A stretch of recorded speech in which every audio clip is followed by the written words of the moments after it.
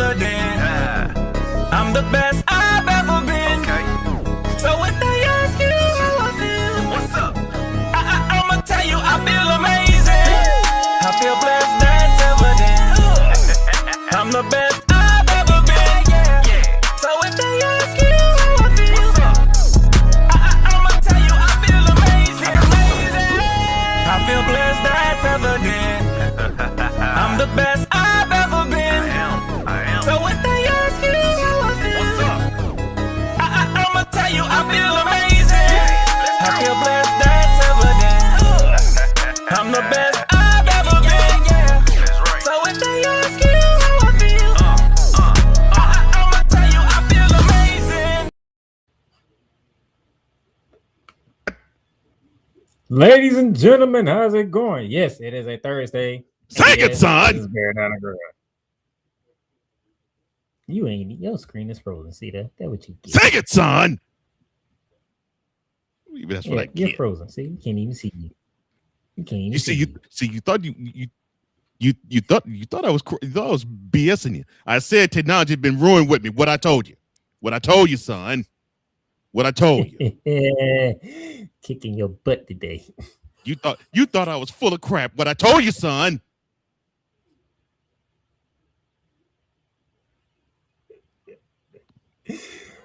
Yeah, while Cole Johnson and technology are having a fight of their own. Talking all that crap, saying, oh yeah, technology.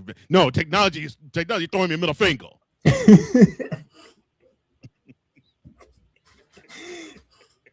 What did you do to technology to make technology fight you back?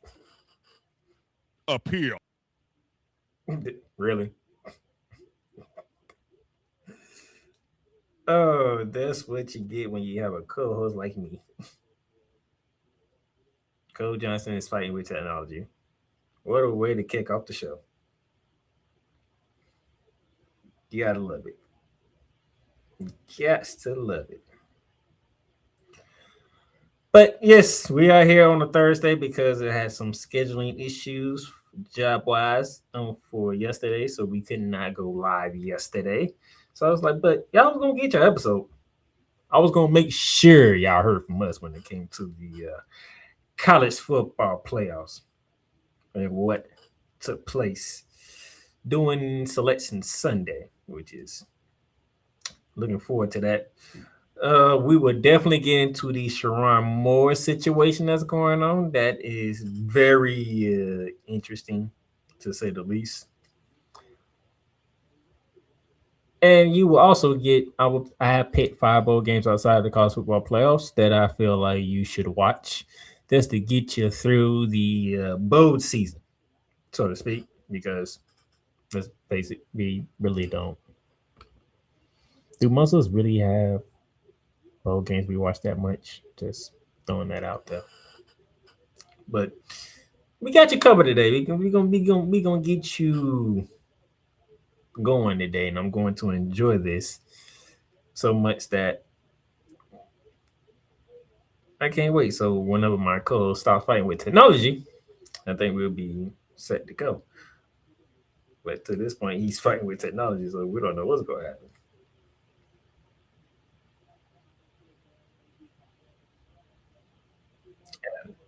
There he is.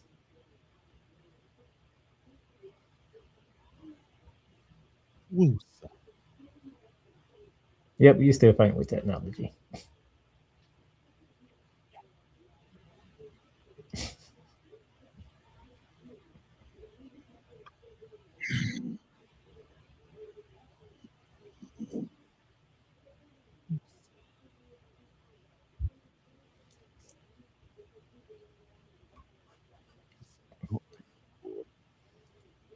Man. Do something spectacular. I had nothing to do with it. I have nothing to do with what's going on with you and technology.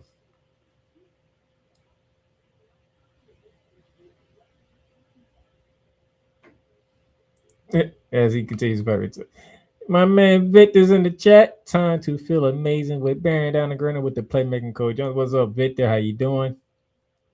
He also says, I had no idea Ime Udoka switched from college basketball to college football at Michigan. You know, I'm gonna say that when Cole come back. That's messed up. That's messed up, Victor. You ain't had to put that out there.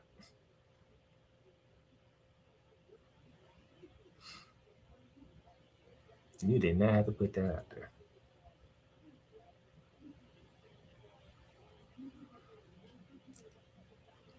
Oh my gosh. Victor, you're wrong for that. You are wrong for that.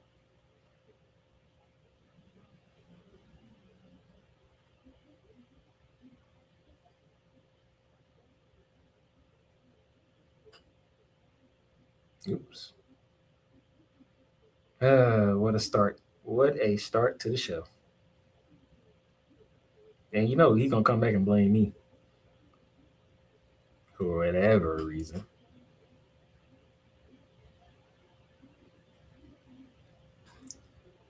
But Victor, you're wrong for that comment. That's not a comment you're supposed to put on here.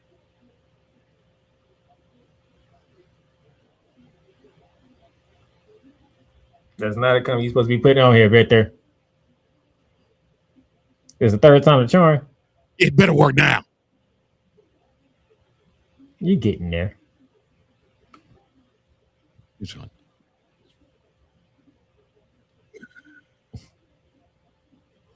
Pissing me off. Yeah, I bet. Black man trying to do something important. Look what they do. Technology is messing with me. Look at this board. Board! There you go. All right, much better. And I say the comment from Victor just for you.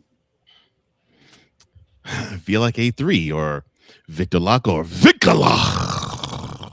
The Ed McMahon of the Snowman in the Morning program says, just remember, Cole, you love Dallas. Oh, I love Dallas for sure. Oh, I love Dallas for sure. The biggest lie ever told. That is not a lie. I do love Dallas. The biggest lie ever told. Dallas is an awesome city. That is not a lie. Didn't you say you have a favorite person in your family now because he says she hates Dallas? I love my cousin. And yes, she said she hates Dallas. Yes, she did. And that's the reason why she became your favorite person?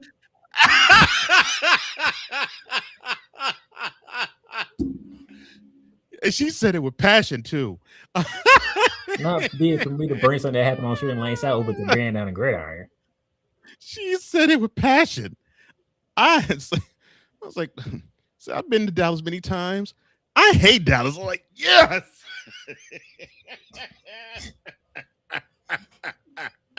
Oh, son, he loved Dallas. Don't get your lying butt out of here. I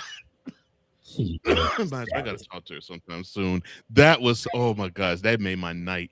He loves Dallas, whatever. And I told her the next night, I said, I could not smile wider or laugh harder. But I do love Dallas. See, she hates Dallas. I love Dallas. And I love it even more now that they're trying to shop superstars. And he loves Dallas. I do. I love Dallas with a passion. I mean, Victor says, I mean, how does the same thing happen in two different sports? We're gonna get into that. We're gonna get into that. And it happened, and I love that it happens to a city with the fan bases it deserves to have it happen to. The Cowboys fan deserved to have Michael Parsons leave, and Mavericks fan deserved to have Luka Doncic leave. You heard what I said. Deserve. That man said deserve. Like deserve. DESERVE. Deserves. For those two wonderful superstars to no longer grace the presence of the Metroplex. Oh my God. Are you serious?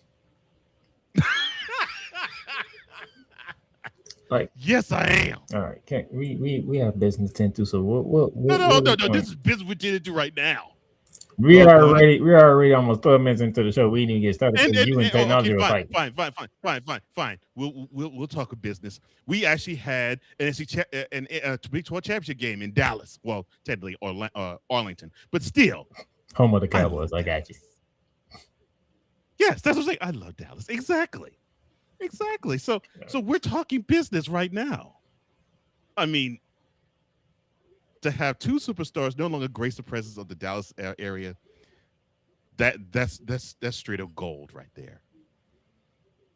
And to have the most delusional owner of all time actually own one of the NFL teams to do it, wide grin on my face. I love Dallas. Thank y'all for tuning in on the Playmakers Network YouTube channel. Thank you for tuning in on my personal LinkedIn page. Why don't y'all slide over to the Playmakers Network YouTube channel, hit that subscribe button, hit that notification bell. Vic, if you do me a favor, share this out. Make sure we get people in here because they do not want to miss what we have to say today. Yeah, and share my love for Dallas, Victor, please. They do not want to miss this one today. They want to hear what we have to say today. And with that, I'm gonna be calm. I'm not gonna do anything controversial. I'm not gonna do anything controversial today. I don't know about that. I'm not gonna say any. I'm going to be even keeled. I'm going to be almost flatlining. I'm going to be calm. No, you're not. I don't even expect you to be calm. I expect something controversial to come out. Because guess what? It's that type of episode, goddammit. Yes, I know it is. And yes, you're right, Victor. Thank you for reminding me, Victor. You were absolutely correct, sir. You were absolutely right. I love Dallas. You're absolutely right. Can you get us started, sir? Oh, I've already got started. Let's get. I love Dallas, and what's the normal procedure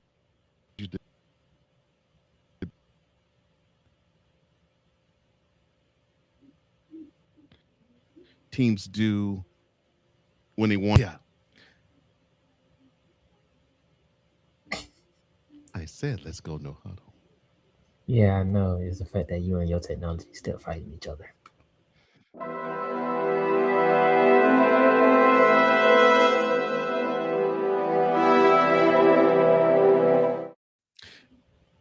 Ladies and gentlemen, I want you to know that my co-host thought I was full of crap when I said the technology was making me delay so long. Now he knows I wasn't. Oh, and what was the reason why the technology went all wonky? Oh, it's because I said Sherrone Moore sucks. Too bad it's not where we starting it. Oops. I didn't mean to say that now. Well, yes, I did. All right. Where we're starting actually is in the ACC. Well, actually, it's more Notre Dame than ACC, but you'll get the message. Notre Dame athletic director Pete Bavacqua said the ACC engaged in a sustained, targeted social media campaign against the school's football program late in the season and has forever changed the relationship between Notre Dame and the Atlantic Coast Conference. Bavacqua said the ACC, in the process of promoting football member Miami for college football playoff inclusion, also damaged Notre Dame, which lost the season opener to said Hurricanes. Miami made the CFP field as the number 10 seed, while Notre Dame dropped from number 9 to number 11 in the final standings and was left out in the cold. The Irish on Sunday declined an invitation to play in the Pop-Tarts Bowl through an ACC tie-in and ended their season at 10 up and 2 down. Oh, I'm sorry. I have to I have to switch something real fast. All right, let me continue. Now, Notre Dame is an independent football program, but has 24 of its sports teams in the ACC.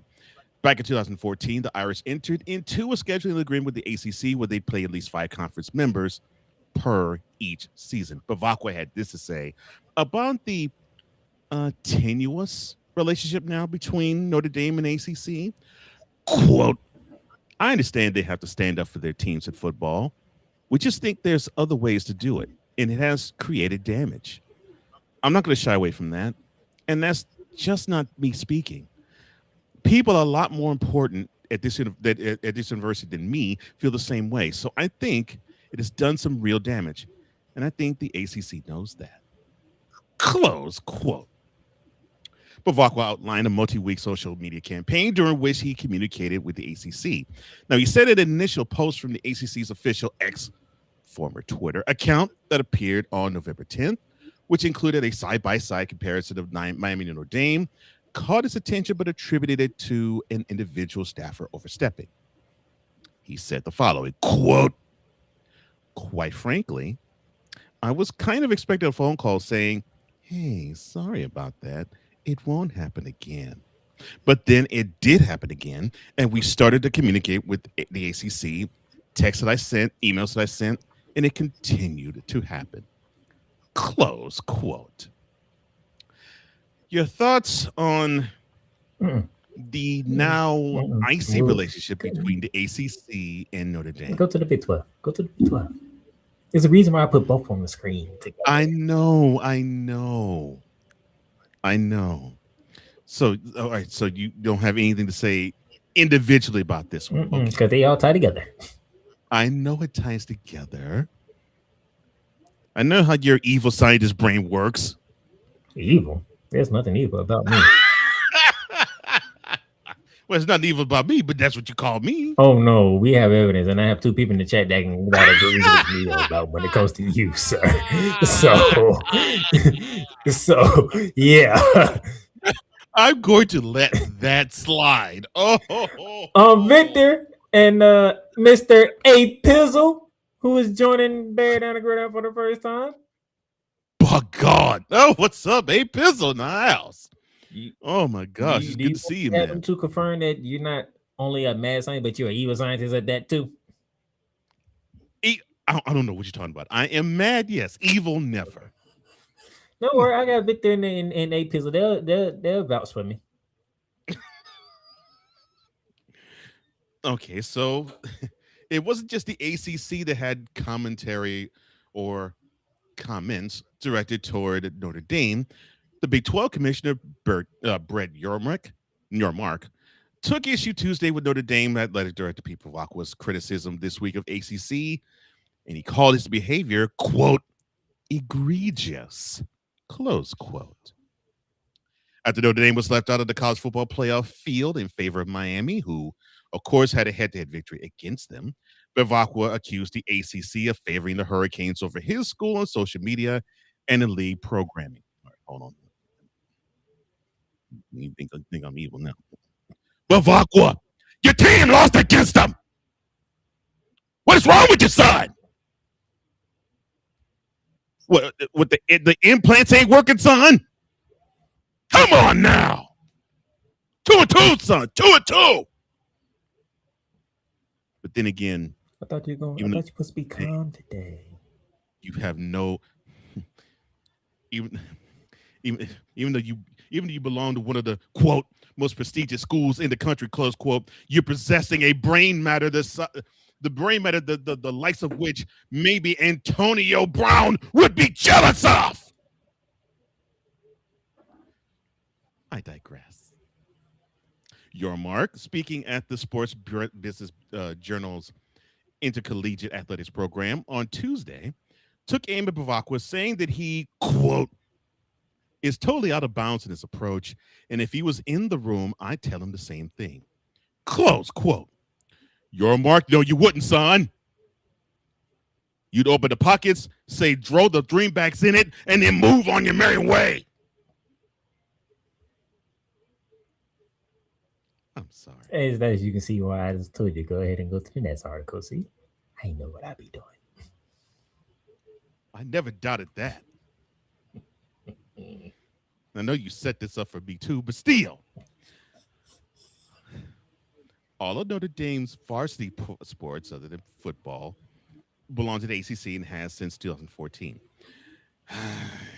When they said they were going to play 5 at least 5 ACC programs. Bavacqua has criticized the ACC in multiple media appearances since Notre Dame's CFP omission.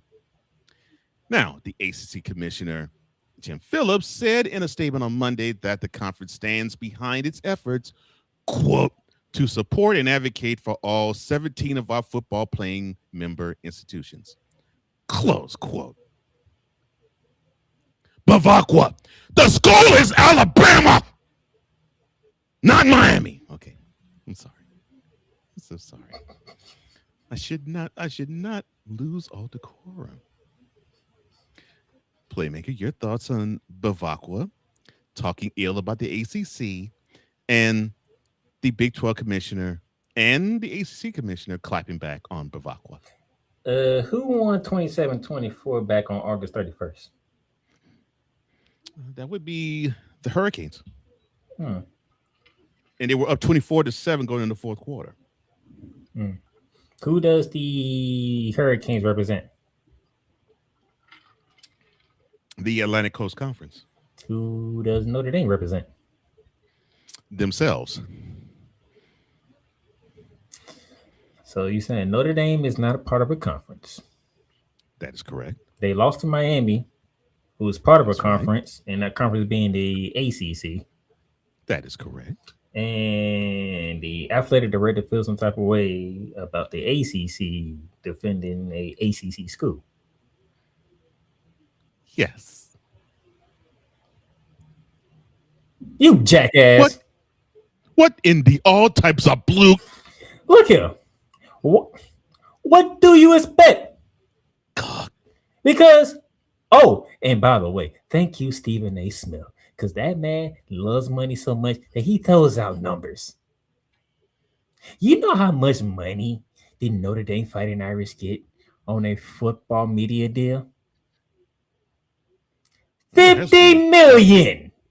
I was about to say, I know it had to be in the neighborhood of that. I was going to say between 40 and 60. $50 million. Yeah. No. And to give proper context, no other school has that. You know why? Because they all split it. You know what Notre Dame doesn't want to do? Be belonging to a conference. Splitting their money. And why? Because they do not want to lose the money that they get. But guess what, Notre Dame? Guess what happens? Your ass gets left out. It does. Because, you know why? Because you lost to the team that they put in. Well, I disagree with that. The team that beat you is in. You're out. Simple. Now what Bavacqua's done behind, I agree with that statement. But I disagree with that's why they were left out. I mean, it's the committee. Now, for those of you who want to say that, I'm gonna say that when we get to the CFP. I'm gonna say a lot of that when we get to the CFP and go from there. But let's just focus on Mr. AD himself near Notre Dame. Yes, Mr. Peter Bavacqua. You want the ACC to have your back? Take the football program and put them in the ACC, and then they will have your back. Nick, please, they ain't gonna happen. And that's why they ain't gonna have nobody's back when it comes to the conference. That's why no school or conference gonna have their back. You want to get mad at the ACC for doing their part and their jobs to help make sure, even though they almost screwed it up, to back Miami in. Royally almost but screwed it on up. the other hand, we shouldn't be mad at you for saying, nah, we'll join a conference in every other sport except for football. Well, they have to thank Texas Tech for that. You two-faced bastard. Get the hell out of here with that. And by the way, let's see. You played what? Arkansas. You played a what? Whooped them. A okay USC team. You played a what? A Whooped Stanford team. You Whooped them. You played what? Syracuse. The Syracuse team. Okay, you played. They ended it. You played a good pick. Dog walked them. Yeah, dog walked Pitt. They dog walked Stanford. And they had their annual Navy game. Yes. But there's a team in the playoffs that's named Miami. How did that go? 27-24. There's a team in the playoffs, and I'm not bringing this up to get up my co-host, but I'm bringing this up as fact. But you played a team that's in the playoffs by the name of Texas A&M. How did that go? 41-40. Two teams that's in the playoffs beat you.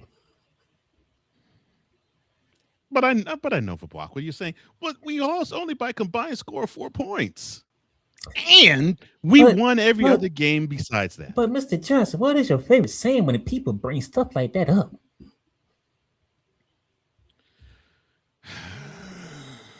What did you do head to head with the opponents that matter?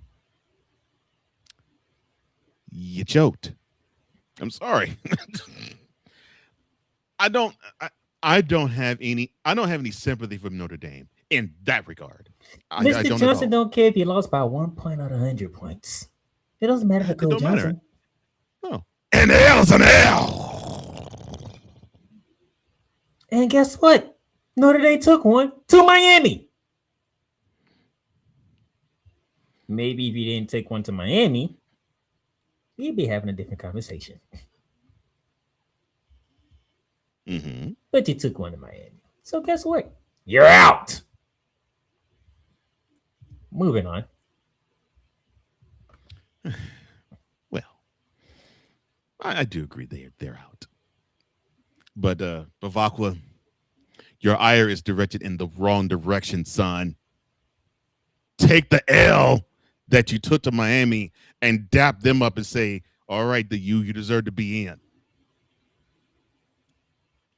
But the Big 12 commissioner, your Mark, he actually said that he noted that one of his own Big 12 schools, BYU, was also excluded from the CFP based on the committee's criteria, despite having only 2 L's, both to the same team. But neither one. And he had this to say about that. Quote, BYU lost. They became closer together and head-to-head made a difference in that decision. Close quote. Wow. You mean to tell me there was an adult in the room? I mean, yeah, it sucked that BYU at 11-2 didn't sniff the playoffs. But that goes to the ire that I have about the CFP, which I will address later.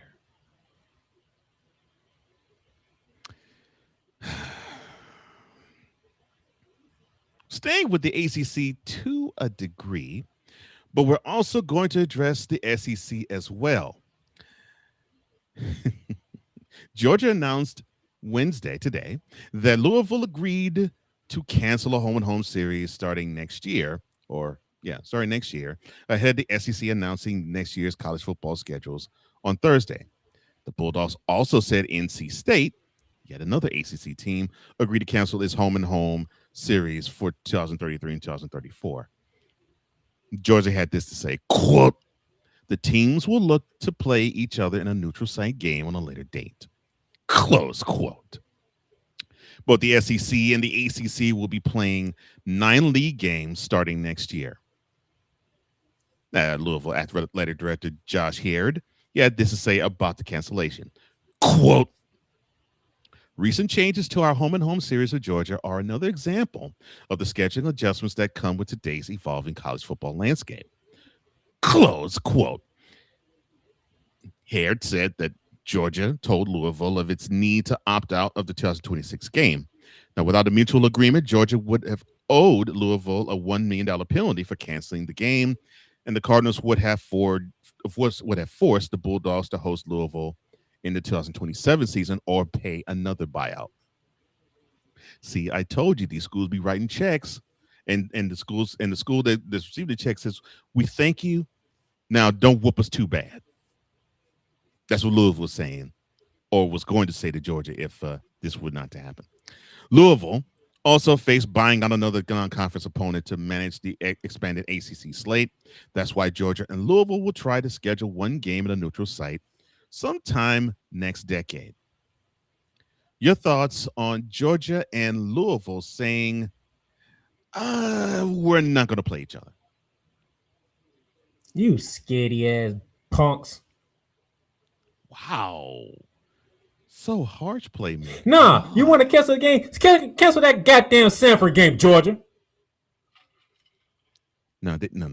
They need to scratch that check to them because they need to have one of those 63-0 butt whoopings. No. It's because everybody want to complain how do you evaluate the 12 best team? Guess what? Why don't you start playing each other? That way people can actually evaluate how good you really are. Y'all want 2 goddamn cupcakes, knowing that the conference schedule is going to 9. No, you get one of them damn cupcakes. Miami, bring you behind on here. Louisville, bring you behind on here. Hey, Ohio State, let's go. Let's rock and roll. Hey, Texas Tech, come on, let's go. But Playmaker, that's just much too right. I mean, we can't have competition outside of the conference schedule. The conference is too tough. I don't want to hear all that. See, the only reason why Florida canceled their series with Texas because Texas was coming to the conference. It made perfectly sense. Mm-hmm. Yeah, it did. So the game that was played in Austin last year and the game that was played in the Swamp this year still would have been happening.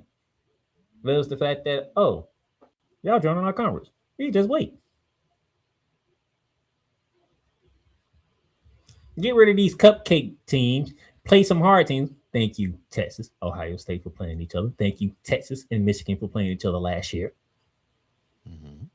Thank you, LSU and Clemson, and y'all running it back next year at Baton Rouge. No, you want to be judged fairly? Go ahead and schedule it out. Louisville, come on, play Georgia. If Georgia kick your ass, they just kick your ass. But what happens if you win, Louisville? You ain't in no sorry ass conference. And that's why that's why it's getting canceled. If you beat Georgia, it's like, Louisville put themselves in prime position to make the playoffs. Now you got to see how the rest of the schedule goes, but all right.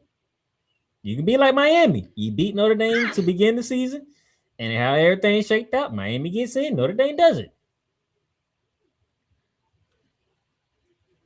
I want to hear about no goddamn logistics and scheduling and all that crap. No, cancel that goddamn Sanford game. Cancel that goddamn Georgia State game. Oh, Lord. How about you do that?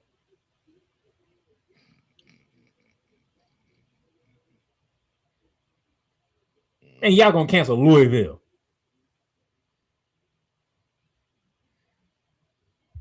See? Boy. See. The NCAA, y'all have no goddamn balls to do the right thing. I'm about to say they have balls. It's just, but you said it right. To do the right thing. Because you had balls to do the right thing, you would have forced these conversations. Hey, y'all better start playing each other, or we ain't doing no damn playoffs. How about that? Well, unfortunately, they can't do that because it makes too much money for them. Greedy assholes. And now he sees things my way. I've been saw things your way. I just never said it. I let you say it. I figured that would be the case. Louisville announced later on Wednesday that the Cardinals will open their 2026 season against Ole Miss September 5th or 6th in Nashville at Nissan Stadium. Now that I like that. Okay, we might not be playing Joseph, but we'll play Ole Miss. I like that. I like the matchup. I hate the venue. I'm sorry. Louisville played Western Kentucky in said stadium. I'm sorry. Not but a few minutes from me. You'd be all right. You're right. It's only 20. But Louisville played Western Kentucky in that same stadium back in 2019.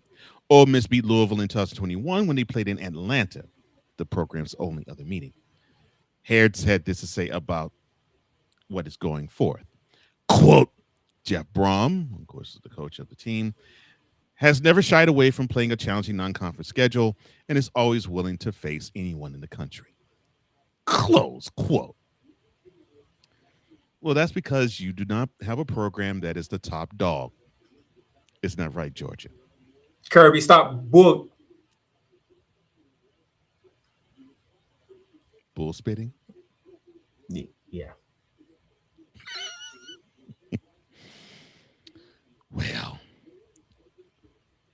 Well, here's a coach who definitely is bull spitting. Oh, Former Michigan football coach Sherrone Moore, who remains in custody after a suspect in an alleged assault is expected to appear in court for arraignment on Friday.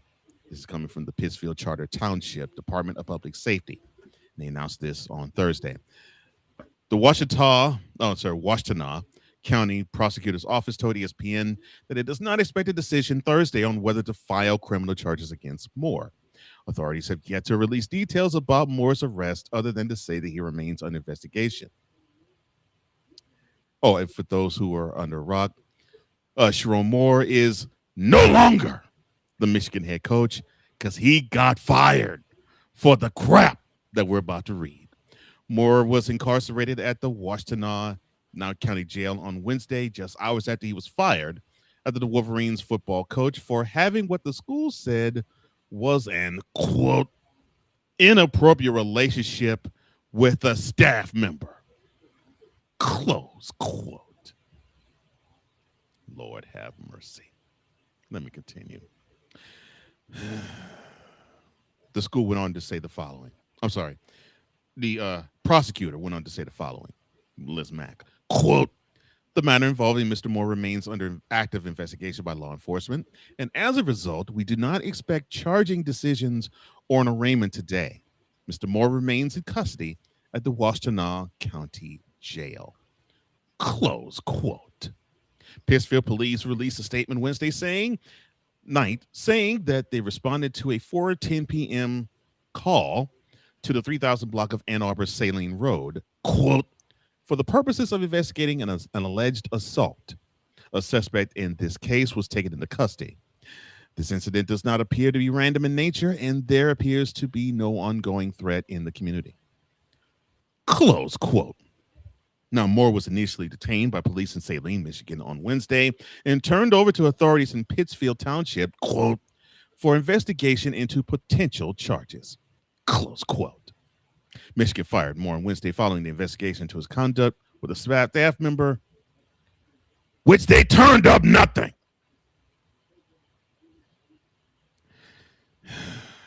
Following the school said in a statement, quote, University of Michigan head football coach Sherrone Moore has been terminated with cause effective immediately. Following a university investigation, credible evidence was found that Coach Moore engaged in an inappropriate relationship with a staff member. Close quote. But you found nothing before then, though.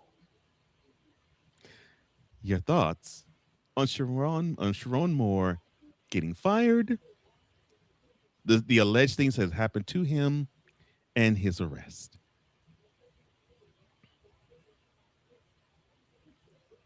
Y'all see that comment? Victor Locke, VLOCK A3 with a timely comment says, I mean, how does the same thing happen in two different sports? Even though this was when Coach Jones was having fun talking about Dallas, this comment applies here too. Yes, it does. Now, I could share my thoughts and comments and whatnot, could. But I'm not the one who's married. My co-host is. All right. So let's see if I get this straight, Mr. Moore.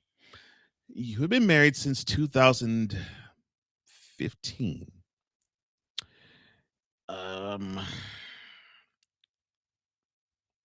Cute woman, from what I can tell. You have not one, not two, but 3 daughters by this woman. You ended up making history being the first ever Black head coach of a Michigan football program.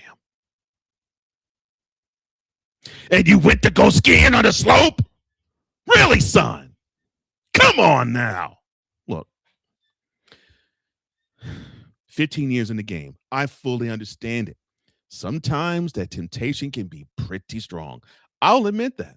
Yes, that temptation could be mighty strong. But you know what's stronger? The tears that your wife pours when you do make those indiscretions. Because you don't want to hear those tears poured down her face, because you'll see it before, you'll see it during, and you'll see it after the divorce proceeding that I'm pretty much sure is going to happen with you. Why would you want to have indiscretion for that?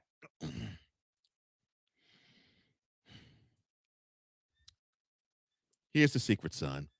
If you are dissatisfied with your wife, divorce her. Get the stones and the balls to divorce her. Look, I'm Christian. I can give you the, well, God has divorce talk, but you know what? No. If you have the balls and you feel as though someone else can rock your thrills and can just simply hum on your joystick and lick them balls clean, then divorce your wife and then go for it. But don't be a whip and a wuss, tippy toe out and sneak around and just snatch a girl and have your way with her. Meanwhile, you still have your wife and your daughters who have no clue that you're an absolute clown and a coward. But you niggers will learn. You niggers will learn. One of these days, you will learn. Stop skiing on them slopes. Stop skiing them slopes, because they're going to cost you your money. They're going to cost you your career. They're going to cost you your reputation. They're going to cost you your legacy. And if you keep going in that direction, son, it's going to cost you your life. Interesting enough. Let me go back to an earlier comment from V-Lock, because I believe somebody else who was getting this iron a while ago, probably about a couple of years ago, that Cole Johnson is very familiar with. Yes. Victor Locke. He says, I had no idea Ime Udoka switched from coaching basketball to college football at Michigan. Here's the difference, though. Udoka didn't have the balls to actually marry, no, not even marry, get engaged to Nia Long. Although that's still weak sauce and not manly too. I mean, if you're gonna have a woman and you're gonna tippy toe out and plow another woman and just go joystick, just go juice box hunting, and you just simply plow one chick after another, that is not behavior of a man. That's the behavior of a punk. A-N. The behavior of a B-A-N. I'll tell you a slight personal story. So I was married once before, and this individual that I was married to, her father, did not really like me at all. Hated me. And I didn't understand why. But on his deathbed, once he decided to do something stupid, fall, hit his head, and then be comatose and die,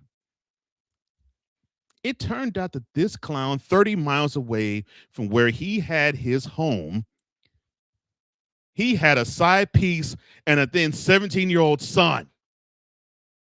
But it was all convenient because this guy was in the FBI and he was out, quote, on the field, close quote, for 4 weeks. And in every fourth week, unless it was the holidays, he would visit his wife. Never mind the two men that he reared, and they were in their 40s at the time this happened. Never mind my then wife, who was 28. Never mind them. No. The woman who was his wife got the shaft end of the stick. Because this dumb mother had the nerve to want to dip his dipstick in another hoe. And then did it to the point where she felt as though she was more of a wife than his wife actually was. And then when it came to the funeral, decided to actually show herself in there. And then when he was hospitalized, she showed her face then too. You see, Moore, this is the issue that happens when you have a family. And the family doesn't have to be the daughters, it could just simply be the wife. When you have a family, you have a responsibility to that woman. You know what that responsibility is? Don't cheat on her. Do everything possible to make it comfortable for your wife. Let her know that there is not another woman on the planet that could make you feel as good as a man should feel. If you can't make that promise, file for divorce and find it elsewhere. But don't ruin a woman's life because you don't have the balls to get out of the marriage.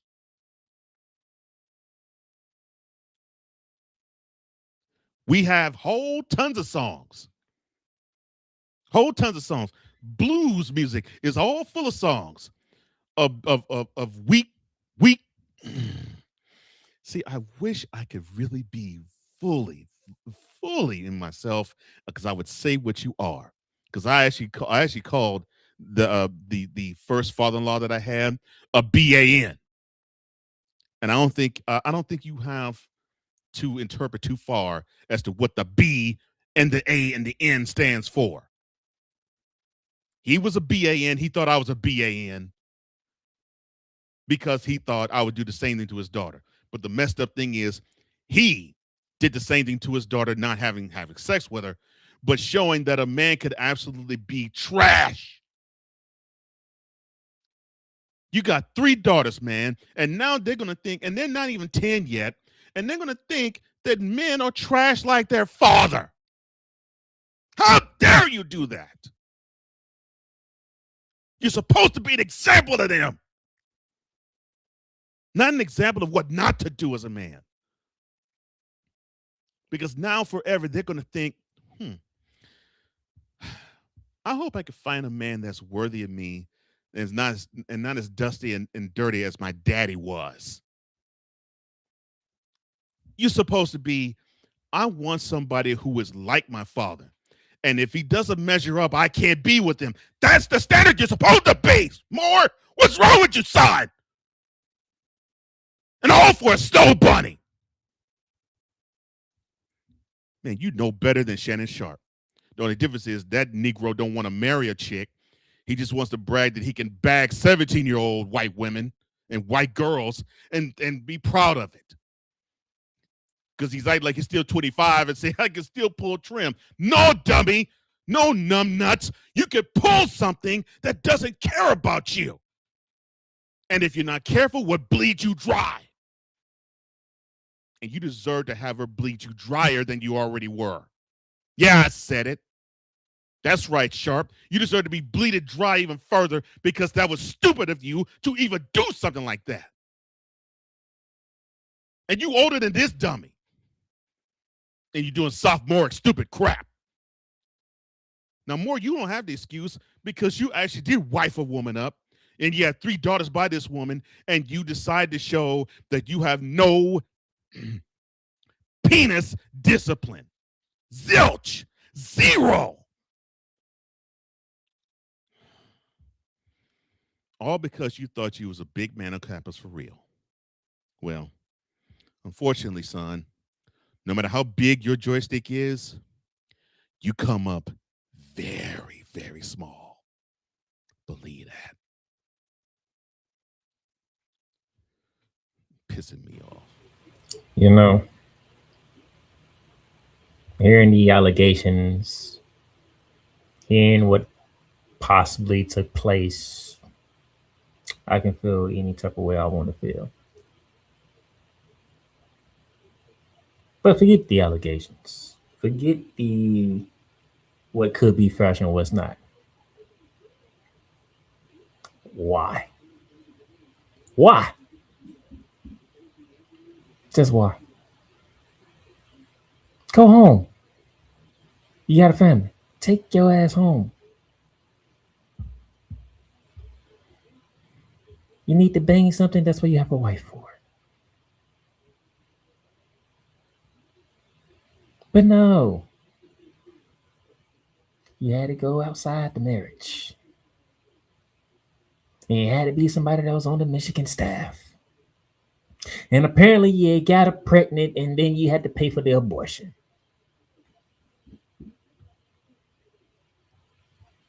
None of that makes sense to y'all. I know it don't, because it don't make sense to me. I didn't want to get into that. And I'm not the one who I have never been close to getting married.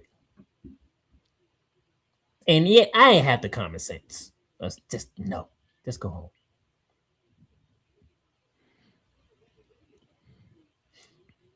It is amazing to me how men continue to do this.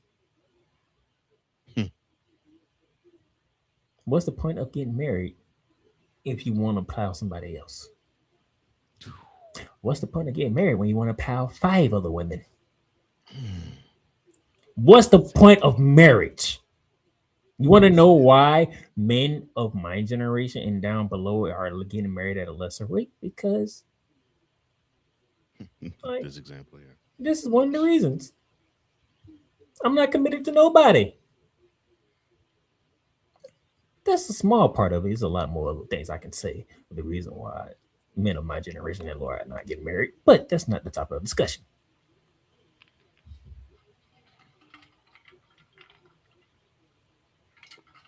If you have more peace or just going around and chilling with different people, don't get married. It's not worth it. It is stupid. The first ever black coach in Michigan history will be remembered for being a dumbass.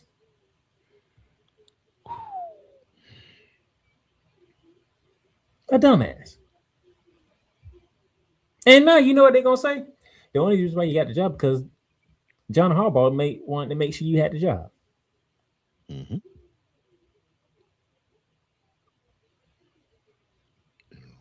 And Michigan honored John Harbaugh. They say you will give him a chance. And quite frankly, I don't even think you was going to get fired for this year until you did that dumbass stuff. And now you're fired. Now you have a 15, what is it? 15 and what? 17 record. 15 and 7. 15 and 7 record. No, 15-8. I'm sorry. 15 and 8 record at Michigan.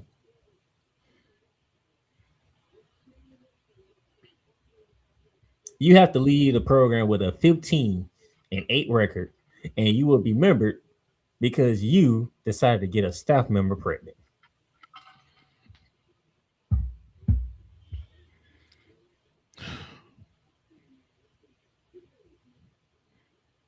Oh, because you just couldn't say no, I'm going home. That's it. I'm going home. I'm going home. What's going on here is a little too much. I need to go home to my wife, to my daughters. Make sure they're good. I done my part for the day.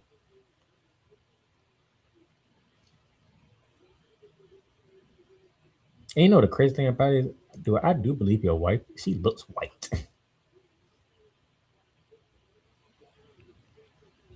So why go for another one?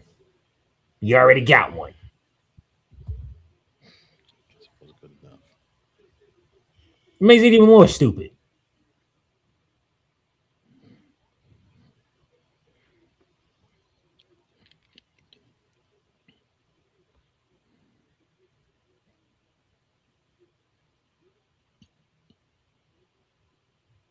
There you go, Victor. There you go, your ad. This sermon from the teacher Cole Johnson is brought to you by Udoka. Avoid going from the big house to the doghouse with flowers by Udoka. Before we continue, Moore, I'm going to give you a perspective, one that I know very well. Actually, I'm going to give you two. You see, about 12 years ago, there was a woman who hit on me on my phone from my past. And she wanted to know, if I was still married, because I was married then freshly, close to 3 years. And I said, yeah, I still am. And you know what? She's reading this text as we speak. And so I walked over to my wife. I handed her the phone and I went in the shower. And my wife, about 2 minutes later, walks into the bathroom and laughs. And says, "Why'd you hand me the phone?" I said, "I'm not going to be ruined." No, I'm not going to be ruined. Forget that. Mm-mm. That's one perspective. I'm being hit on. Here's the other perspective. 10 months into my divorce being final, I received a phone call from my ex-wife. And I'll set this up beautifully. So before we got divorced, there was a childhood friend, her baby daddy, and a 2-year-old son. And we had the room at a house that we owned. And we said, "Yeah, come in, settle down for a minute, take as long as you need, and then when you get enough that you can move out, you can move out." So they stayed for about 4 months or so. And about the end of this was like this started in late March of one year. So the 4 months take us to the end of July. So about that time, they packed up, they left, they found an apartment of their own. About a week or so later, I see my wife tippy toe out of the house. Then 2 days later, she said she wanted to separate from me, and then she filed for divorce 3 weeks later, and then divorce got final in the latter part of October. 10 months later, I receive a phone call from her, and I just asked how things were with her, and I asked how things were with her and the baby daddy of her friend, because the last time I saw her, said, he's been a really good source for me. Actually become really good friends, and everything seems to be good. And she said, "Well, yeah, we partied, but we no longer seen each other." So, okay, that's interesting. I said, "All right, so how's the relationship between you and your childhood friend?" "Well, she and I are no longer speaking to each other." It's like, "Oh, okay. So, what are you saying? You're not with one person, and you're no longer talking to a lifelong friend. What is it you're not saying?" She said, "Well, yeah, I did some things in the marriage that I'm not at liberty to actually discuss and talk about." I'm like, "I'll be doggone. This heifer cheated on me." More, that is how it feels. You feel demoralized. You feel this disheveled, and you feel as though you're nothing because you had your mate cheat on you. I felt lower than the dirt. And I ruined my life for years on end because I thought I wasn't deserving of a woman, because I had that chick tippy toe out on me, figuratively and literally, and ruined my life because she wanted to get her juice box wet and have her back blown out by having her hair or her braids get pulled while dude is tapping it from behind.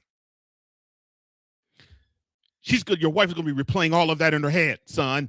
All of that's going to be replaying in her head over and over and over again, while she wants to say, "I hate you," and would want to ball up her fist and cave in your face to where you have nothing but a hole in the middle of it.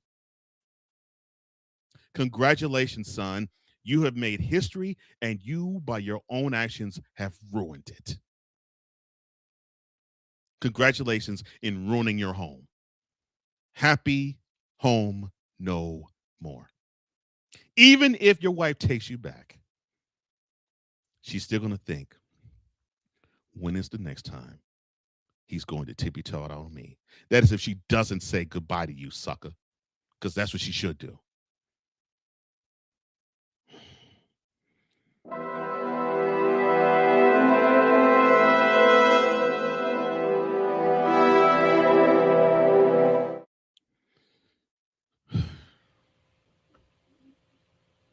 And I'm sure you're educated, son. Read it.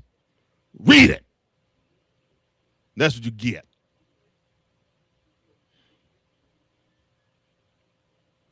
Pisses me off. Victor says, the fact that this man is going to foster the distrust of men and his daughters. He did. And he will if he gets another job. I have some random musings about Mr. Moore. Oh, sorry. The random musings of Fickala and its abject stupidity.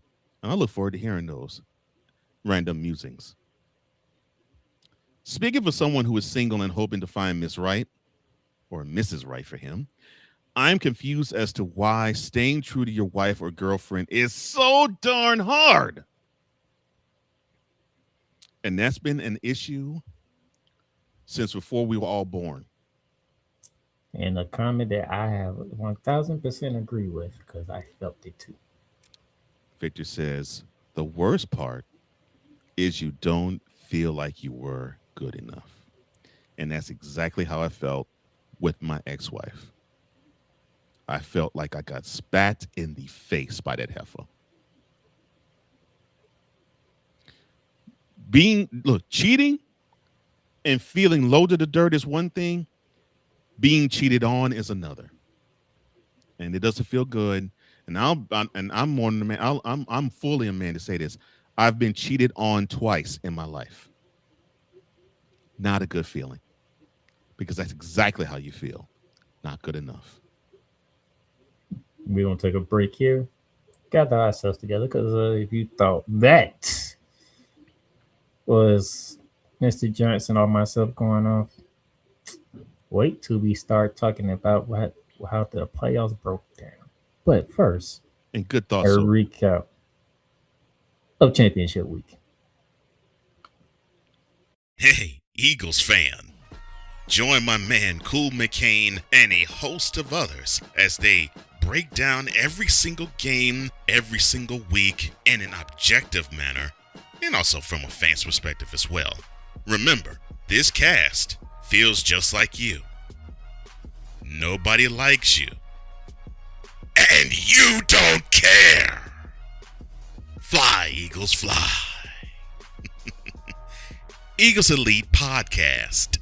Every Wednesday at 8:30 p.m. Eastern on YouTube and other podcast outlets.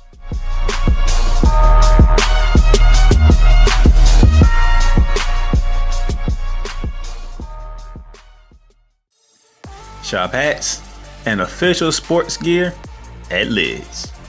Lids is the leader and #1 destination for hats, gears, and everything that moves you, making it the perfect shop for fans to find official sports hats, merchandise, and gear. Represent your team, your town, and your style with a snapback adjustable fitted hat or beanie from thousands of college and pro teams. Browse the very latest sports jerseys and t-shirts from the best teams out there. Lids has officially licensed professional and college sport team apparel and hats featuring the hottest brands and trends. Shop online or visit one of the 100 stores across the country. Locker Rooms by Lids. Rams fans all around the world. It's a beautiful thing to be a Rams fan right now. Stafford's back. We're going to see about Cup. And running back Kerryon Williams to return. Lend me your ears, or should I say lend Playmaker your ears, as he breaks down week by week everything in the Los Angeles Rams canon. Number 99, Aaron Donald. Can't wait for 2029 to come to know that you are going in the Hall of Fame, and it should be first ballot, no questions asked. Join the Playmaker as he breaks down everything Los Angeles Rams style in Ramily Talk on the Playmakers Blog Network YouTube channel and where you can find podcasts.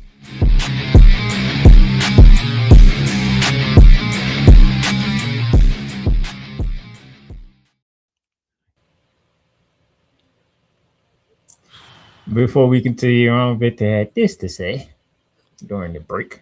He says, I will say one more thing about Sherrone Moore until I get back on Monday.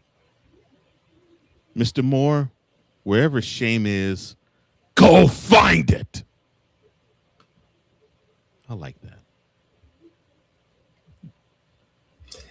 I hope y'all enjoyed that. You got a perspective from a guy that is married in Cole Johnson and a guy that is single, which is me. Yeah. I saw that and it just upset me royally.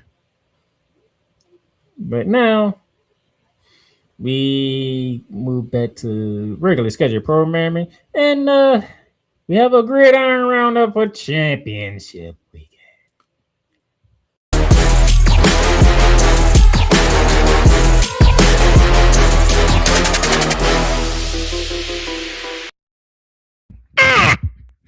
Yeah! Hit me! Come on! All right, Mr. Johnson, the Power Four Conference Championship games are on the screen. Mm-hmm. Where do you vision first? Well, in honor of Vanessa Williams, I'm gonna say the best for last. Which one I want to go first? I'll say the Big 12 championship first. Texas Tech, BYU met in round 2, and it was the same as round 1. Yeah, more of the same. Texas Tech 34, BYU 7. Look, Texas Tech is that team, Yeah, and BYU had no answer.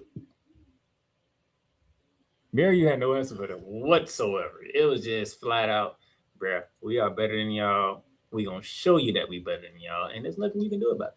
No, you can just take this butt whooping and like it.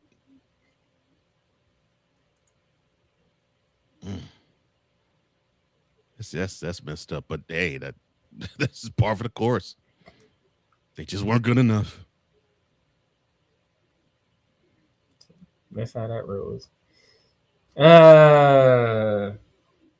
Mr. Johnson, you got a conference championship pick right. I did. It was a beating from the start with Georgia over Alabama. Waiting for Georgia to actually do this to Alabama. I'm like, how many times are you going to let this team basically punk you? You actually are, in terms of talent, better than this team. Not saying Alabama sucks, but Georgia is supposed to be top of the line. I mean, their competition is Ohio State and, well, this year Indiana. But I mean, that's your competition in terms of talent. It's those two teams, and everybody else you're more talented than. But this school just keeps beating them down and beating them down and beating them down. It impressed me that they actually decided to take this game in Alabama seriously and beat them down. Ty Simpson had not a fun game. Yeah, I think he does not want to feel the Mercedes-Benz Stadium turf ever again. They was missing Jaron Miller because they had no running game. Yeah, I think that was the big thing for them. No Jan Miller, and correct me if I'm wrong, they ran for -2 yards the whole game. Like, wow. It's like, man. 16 carries, -3 yards. Oh, I'm sorry. I was liberal. -3 yards. That definitely tells you how big and how much they miss Jan Miller. And that's because that's how many times Ty Simpson was getting dropped. For those of you who don't know, when it comes to sacks, they come off the rushing yards in college game, but in the NFL game, they come off the passing yards. Mm-hmm. So yeah, Ty Simpson was getting dead a lot. Time and time again and again and again and again. I felt for that young man because that man was sacked 3 times in this game. They say he had 6 carries for -28 yards. So guess what them sets was doing? Mm-hmm. And that's not to count the hurries either. I mean, Ooh, even with that being said, Daniel Hill, the backup running back for Alabama, 4 carries, 11 yards. Yeah. A.K. Deer, the third string running back, 3 carries, 10 yards. Yeah, Running was not going to happen for Alabama on that day. Easily the best game Georgia has played all year. Not even number 2 is not even close. Not even close. Dude, that was a destruction by the Yeah. Georgia Bulldogs and Mercedes-Benz Stadium finally getting over that hurdle with Alabama. This was the team I thought I was going to see all throughout the year. And I struggled to see them, even with the 35-10 beat down of Texas in Athens last month. Because I was not impressed with that victory, not because I have sour grapes about them beating Texas. My thought is, so you're up 21-10, you needed an onside kick to really make you feel as though you had control of the game. The thought I had is, you're at home, you're up, you're supposed to actually beat this team because you're favored, but you're playing as though you're an underdog in the way that you were moving about. And then, according to one Mouth of the South person, the most meaningless 1-2 game ever that saw Indiana win their first ever Big Ten title. Wait. Most meaningless 1-2? Yep, that's what he said. This must have been not Snowman. I said Mouth of the South. Didn't say Mouth of the South. If you know who I'm talking about, if you know what station that I watch a lot, you'll know who I'm talking about. Oh. Well, I don't pay attention to that dummy. He look. It had to be if Georgia and Alabama were 1-2. Then he'd say it was meaningful. He'll get his rocks off then. If it's any other 1-2 in any other conference, he would say exactly what he said. Forget Paul Beinbaum. You know I'm talking about Stephen A. Well, I know you weren't talking about him because he's not from the South. He's in Queens. He'll let you know about it. And he's a big Alabama fan too. So, but yeah. And somebody swear back, well, Indiana show didn't show you that it was meaningful. It was a meaningless game. The show did. That's their first ever Big Ten title. Well, yeah, first in the modern era. First, and matter of fact, and they beat the national defending champions to do so. Yeah, and at their own game to boot. Yeah, first national championship. The first not national championship. First conference championship since 1967. I think this is the first outright one since 1945. I think for Indiana. Yeah, history-making victory. And salute to you, Hoosiers. Yeah. Matter of fact, so far, the best season I think the football team has ever had now. Matter of fact, give me this camera. I got something to say, and I'm going to say it right here, right now.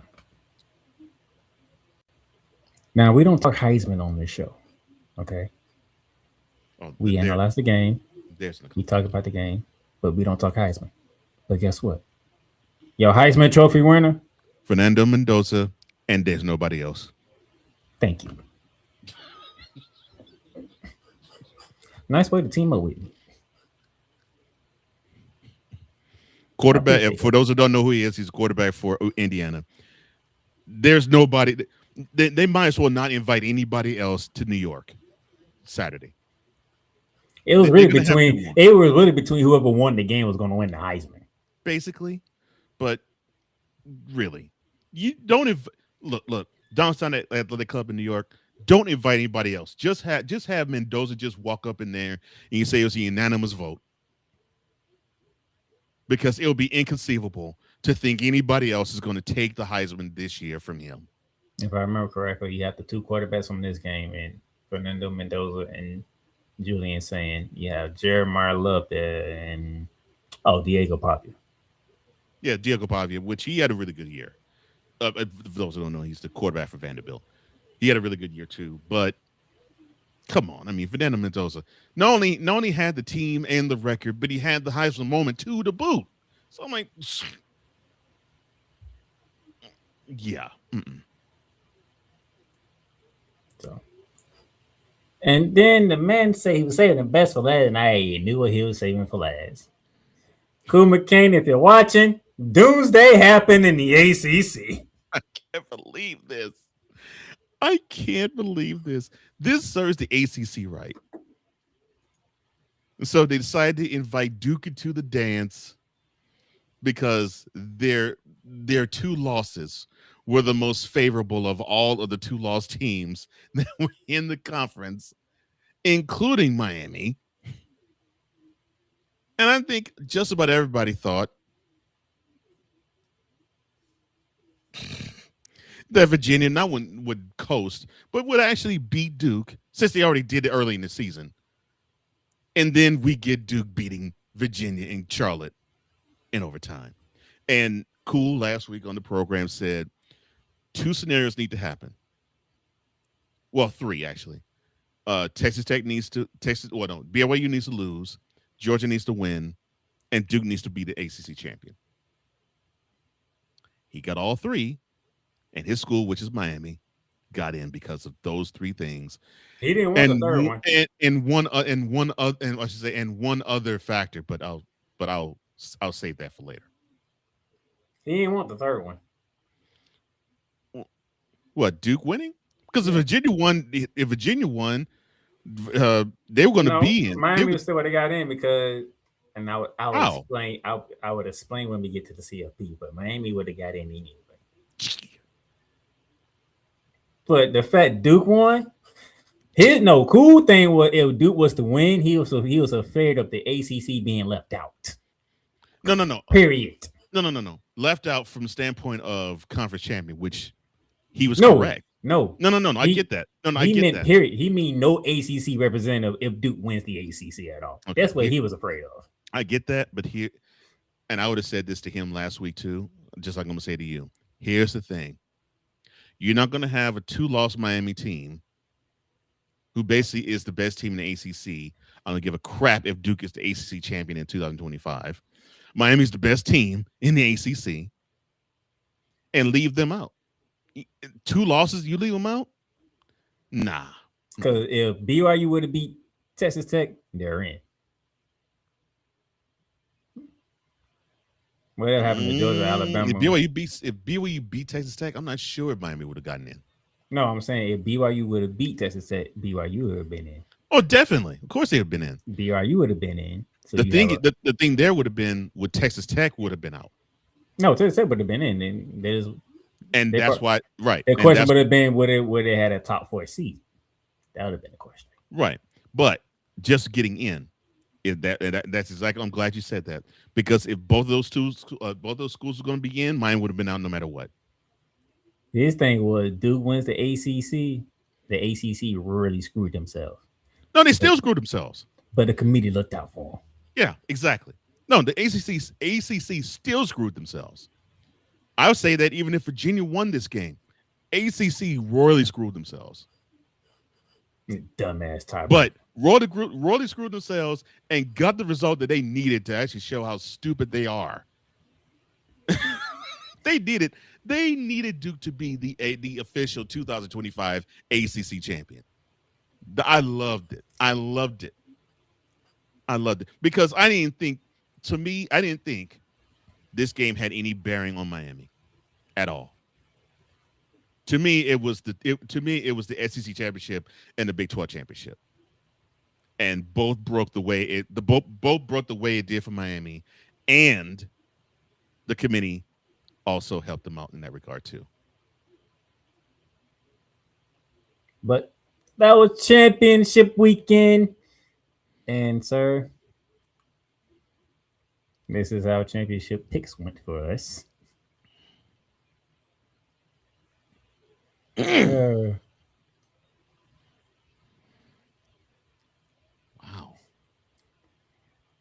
Well, Dan Mullen, your ass couldn't show up at Boise, huh? What? Don't fault UNLV. Boise did their job. UNLV was the top of the conference. Well, they're top of the conference, but they were the bottom of that. They were bottom of that game. I did not expect Jacksonville State to be held to less than 20 points. But look, they still were ahead. They still were ahead late. It took a it took a it took a beautiful scrambling touchdown pass with under 20 seconds to go for it to go Kennesaw State's way. So it wasn't that Jackson State got dominated. It was actually a good game. Kennesaw State just made one more play than Jacksonville State did. And congratulations to James Madison. Man, you all did the thing. And there you go. Thank you, ladies and gentlemen. The floor is yours, sir. Thank you, ladies and gentlemen. Okay, well, all honors to God. He's the head of my life. I thank you. I thank you, Lord, for guiding me. Your scripture is true when you said that wisdom is the principal thing, and in all thy getting, get understanding. I try to do that with all these picks, and I try to gain understanding somehow, some way. So thank you, Lord, for that. I also want to thank all the wonderful bearing down the grind of people. I thank you. You all are wonderful individuals. I really can't do this without you. You all are wonderful. You're a beautiful audience. Thank you to the Real Wives Radio family. It's wonderful to see. It's wonderful to hear how we are taken by storm. This whole bearing down the gridiron movement. It's great to hear that we're making an impact. And for those who are commenters, my man V Lock, my man El Dusto, Ryan McCarthy, my man Wise, my ace. And cool. I appreciate all you brothers. And A Pizzle. I appreciate all you brothers, man. Thank you for showing love, showing out. I appreciate that.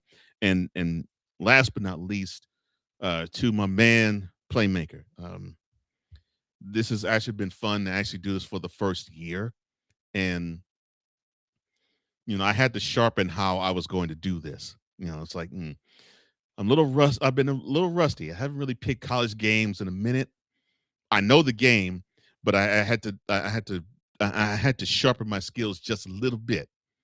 And so you taught me that I had to, come correct. And thankfully I get to hoist the most meaningful trophy in all of college football, the Golden Cup of the Bear Down Records. Yes, this means even more than any of those whack bowls, than any of the 6 big-time New Year's Day-ish bowls, and the national championship. This is the most coveted, most prestigious award in college football to hoist. And I'm so glad that I get a chance to hoist it. Thank you. Thank you very much, ladies and gentlemen. I love you all. I had a feeling you were going to like that trophy that I picked up. Yeah, I do. I had a feeling. I do. I laid out, you know what? I think he'll love that one.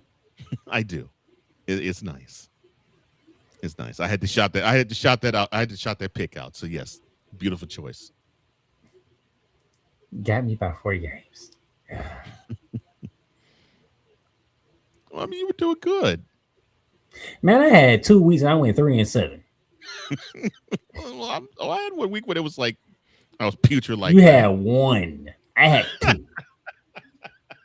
Well, I was like, I had a 3-7 week, and then you had a perfect week too. I can't help that. Oh, 10 credit. I'm like, I can't help that. I can. He get all these business. I can't help that. That was the start of the turnaround. Yeah. That's what I said. I had to sharpen my skills, and that was the week where the skills got real sharpened. I was like, oh, good. Okay, now I think I'm on my way now. All right. Yeah, let's crank down. Let's hunker down now.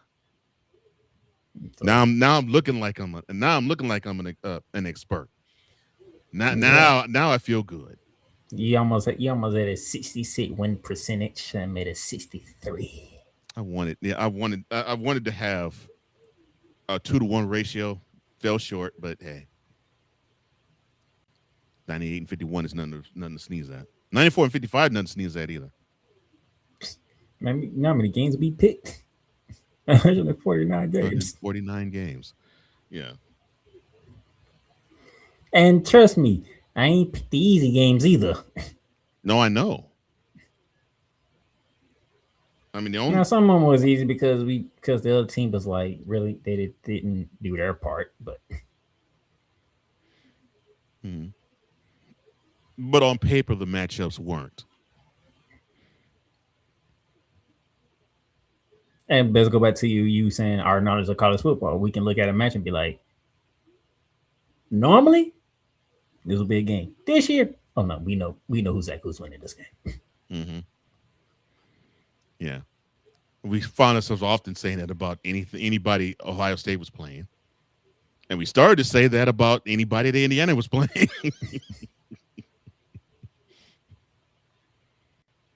So congratulations, my brother, you win. Thank you. I have to take an L. Thank you so much. I appreciate that. Even though I hate taking L's. Well, I understand. I hate taking L's too, but I'm glad I'm taking the W here. Thank you. So there you go. Cole Johnson,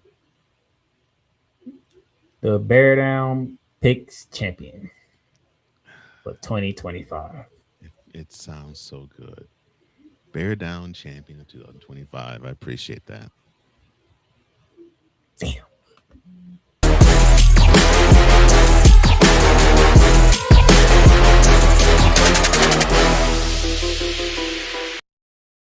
Raise them Longhorns up. All right, commercial break, and when we come back, get your popcorn ready. This is what y'all been waiting on. Go ahead, Terrell. And this is what Cole Johnson been waiting on too. Let's reveal. Oh, let's go over. Not reveal. Let's recap and go over what the CFP looks like. Yeah, boy. Join the transporter to Hades. Your butt and gut becomes one. Join the reformer of hooker whores. This is my daughter, Placenta Booty Johnson. Join the bronze god. Whenever you are in distress, take off your baseball cap and throw it in the air. Join your very own superhero of broadcasting, Chris Bass. So whatever color crayon they get, they palm it and do 2 circles, and that translates to, I can be the black people. As he takes you through the week's paces in Baseline. Live every Saturday at 8 a.m. Eastern, 7 a.m. Central, Pacific time zone people, just stay asleep when this is on live and just catch the recording. Oh, I'm sorry.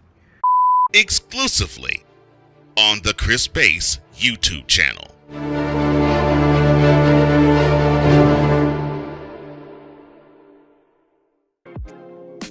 Get mounts of entertainment with Paramount Plus.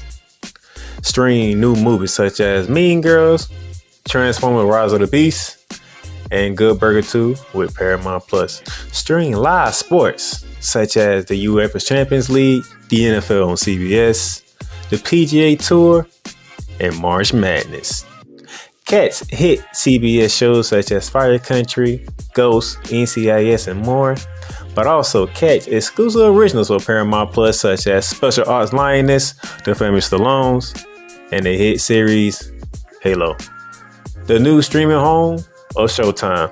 Watch Showtime original series and movies when you sign up with Paramount Plus with Showtime. Make it a fun, action-packed adventure for the whole family and create kid-friendly profiles for the little ones. So much to stream with Paramount Plus with over 45,000 full episodes from BET, CBS, Comedy Central, MTV, Nickelodeon, and more. Paramount Plus plan starts at $5.99, but if you subscribe today, you'll get a free trial. Paramount Plus, mountains of entertainment. This is a BS3 Network presentation.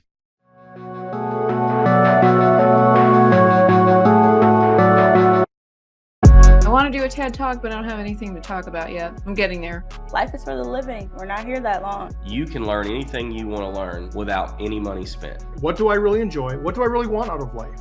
I am your host, WIZE. Are you in a life holding pattern? Well, this is for you. Welcome to the Stuck in My Mind podcast. Live every Monday, Tuesday, and Wednesday at 4 p.m. Central.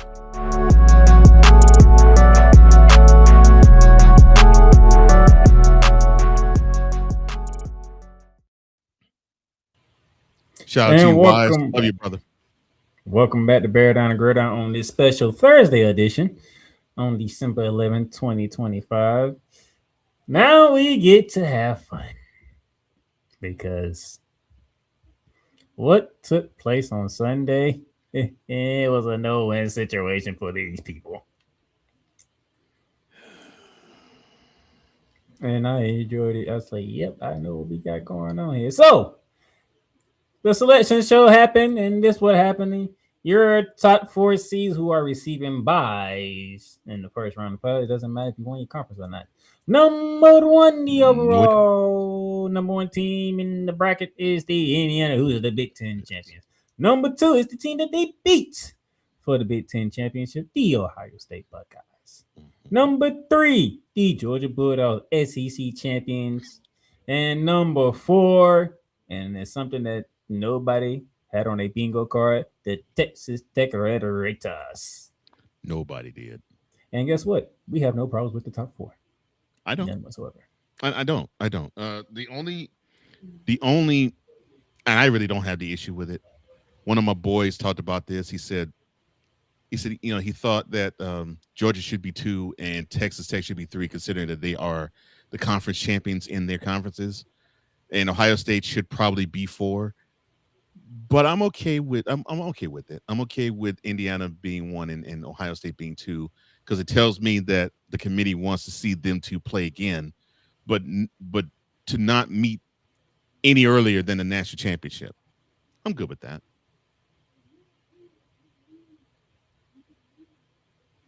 I disagree with your friend.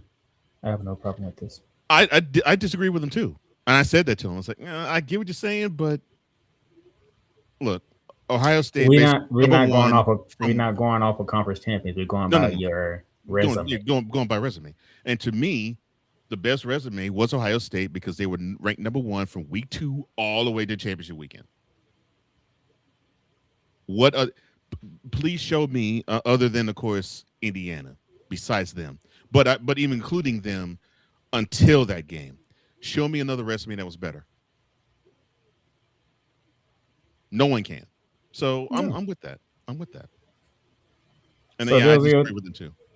So those are your top 4 teams. They get buys into the next round. Who will be hosting the first round games? Well, number 5 is the Oregon Ducks from the Big Ten. Number 6 comes from the SEC in Ole Miss. Number 7 also comes from the SEC in Texas A&M. And number 8 comes from the SEC in the Oklahoma Sooners. So we get 3 games in SEC stadiums. Yeah. And 2 of them which you can't stand. So yes, 2 of the 3 I cannot stand. But congratulations to Ole Miss. I'm glad that you were better than the two schools I can't stand. And plus, you got your other favorite coach hosting the game too.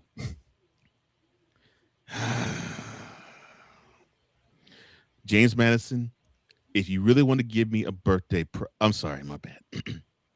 The school that's going to play Oregon, if you're going to give me an early birthday present, beat Oregon down. Please, they ain't happening. You can wish, huh? So,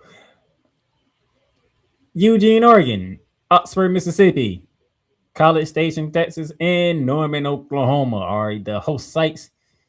And those 4 places are not easy to play at either. None of them are. Have fun if you're away team. Speaking of which, who are the away teams? Number 9, the Alabama Crimson Tide from the SEC. Number 10 from the ACC. Yes, the ACC made it.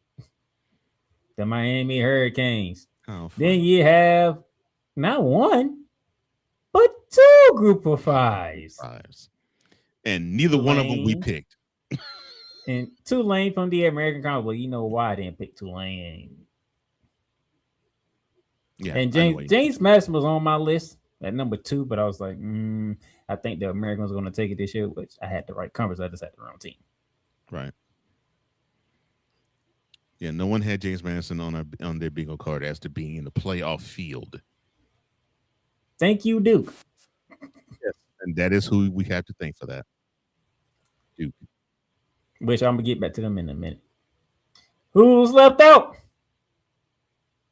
Coming at number 12, the 13. So I say Notre Dame. I know they're 12. They're 12.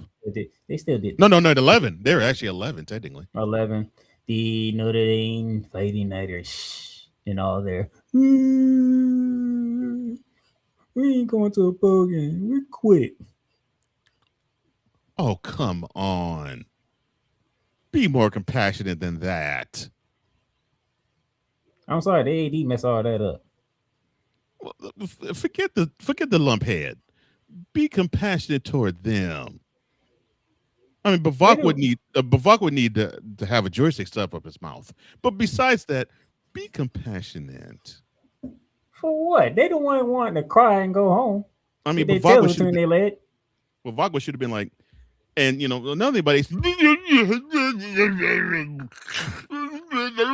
That's what should have happened to him. As Robin Harris used to say, somebody sticks up in his mouth because my zipper stuck. That's what should have happened to Mr. Bavakwa. The other team left out, the BYU Cougars. That's unfortunate. So it's when you just lose to one team and they kick your ass twice. In doing so. That is what's unfortunate. They took 2 beat downs, and the beat downs they took were the reasons why they aren't in the playoff field. It's not the fact that they lost. They got their ass. Yeah, I'm saying it's the fact they took 2 beat downs to the same team. I'm like, oh wow. Since I wrote Stephen A. earlier, I wanted to say it like, you got your ass. That's why you got left out. Yeah, and they got their bus whooped badly. And then the third team on that list happened to be your team. What I tell you. Even with 3 losses. What I tell you. I told you, man. Hey, we said if they lose 3 times to 2 teams. They lost 3 times to 3 teams, including 1. That's coming back to hunt them. The one 90 minutes away from me. That's the one that haunted them. Is that L in Gainesville? That's the L that haunted them.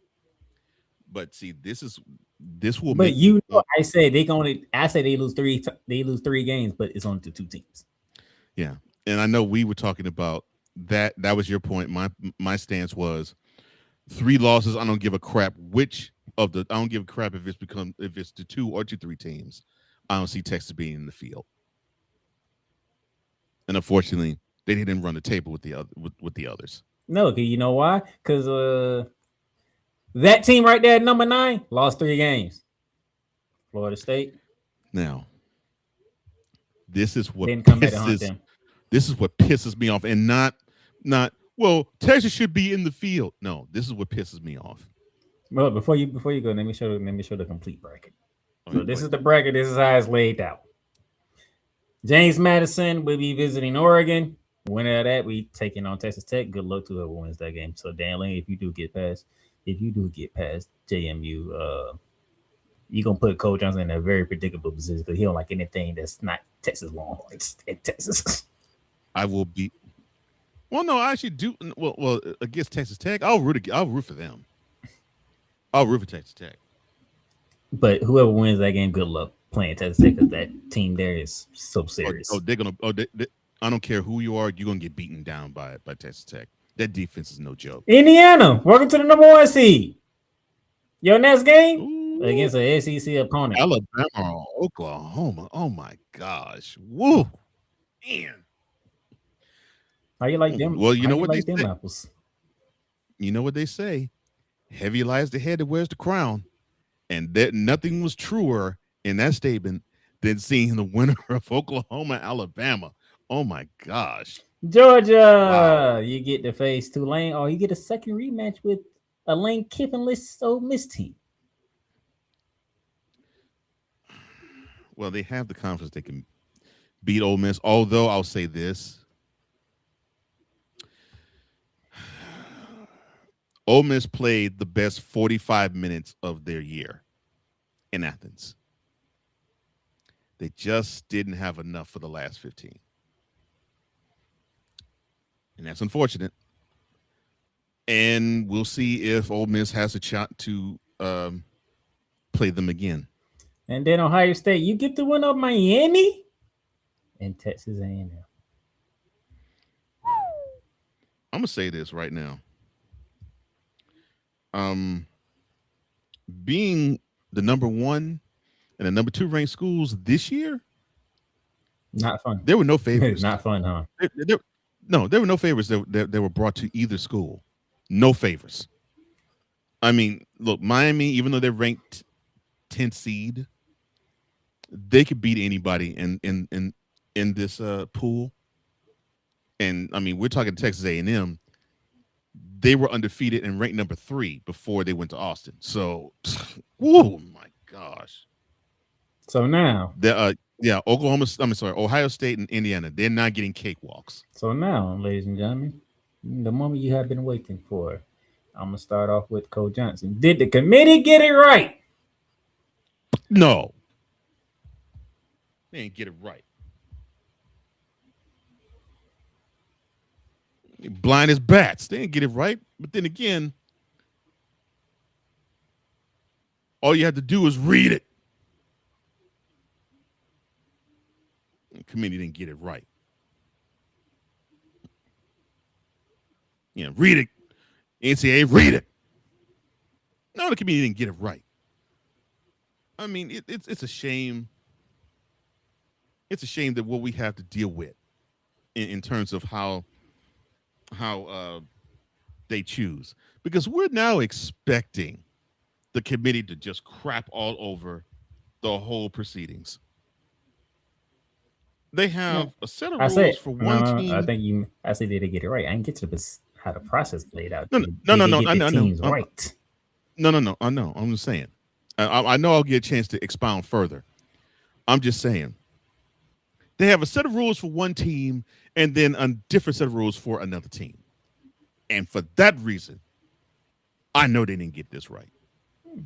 Okay. So, where do you want to begin with the errors of the committee? Okay. Since they didn't get it right. And if you say they did, I'm a laugh silly. And they would want to fly to Jacksonville to beat you down. I guess you're taking a flight to Jacksonville. And I knew that's where he's going to stay in. I'm going to take a flight to Duval and beat you down. They got it right. They got it right. They just screwed up the freaking process to finally get there. Well, that means they didn't get it right. Well, you knew all along Miami had the head-to-head over Notre Dame. You knew all along. But you sat here, and this is what gets me. This is the explanation that I really got. Wait, Reese Davis asked him, why now all of a sudden did Miami jump Notre Dame after all this time? Yeah. Why the week before they were on the outside looking in, and Notre Dame was ahead of them, and then after when neither team played that weekend, they had Notre Dame ahead of Miami throughout the entire process until the last week. Well, yeah, but all of a sudden they get leapfrogged with neither team playing that weekend. All of a sudden, they get leapfrogged. No, you want me to show comparison? That part, I don't blame Notre Dame for being mad at. You had us ahead of Miami for 5 weeks. I do not for blame 5 weeks. We was ahead of Miami, and I'll say in the final hour when neither one of us played, all of a sudden they get the jump ahead of us now. No, I don't blame them over that at all. Yeah, I don't blame them at all for that. No, they should have a gripe about that. But I still say to have Bavakwa basically having his mouth run, but basically it was Anita saying I need to suck on that I just need to have something in my mouth. That is what bothers me. The fact that the ire was directed in the wrong direction with them. I'm like, yeah, you were done foul, but you were not done dirty by Miami. But this is because you did not handle your business on the field with them. This is the explanation we got from the chairman of the selection committee. We view Notre Dame better than BYU. We view BYU better than Miami. So therefore, Miami was spots below Notre Dame. So only head-to-head matters when they are literally right next to each other. Yeah, I guess. Yeah, how dumb But, that you know, sounds. it sounds extremely stupid. But because of how the committee is, this is why I say they got it wrong. It's to the point we actually have to resort to acting like is some agreed rapper that got imprisoned, and we have these free whatever the rapper's name is because he is unfairly incarcerated, and we need to get him out of jail. Free I mean, it's Notre got to the Dame. point.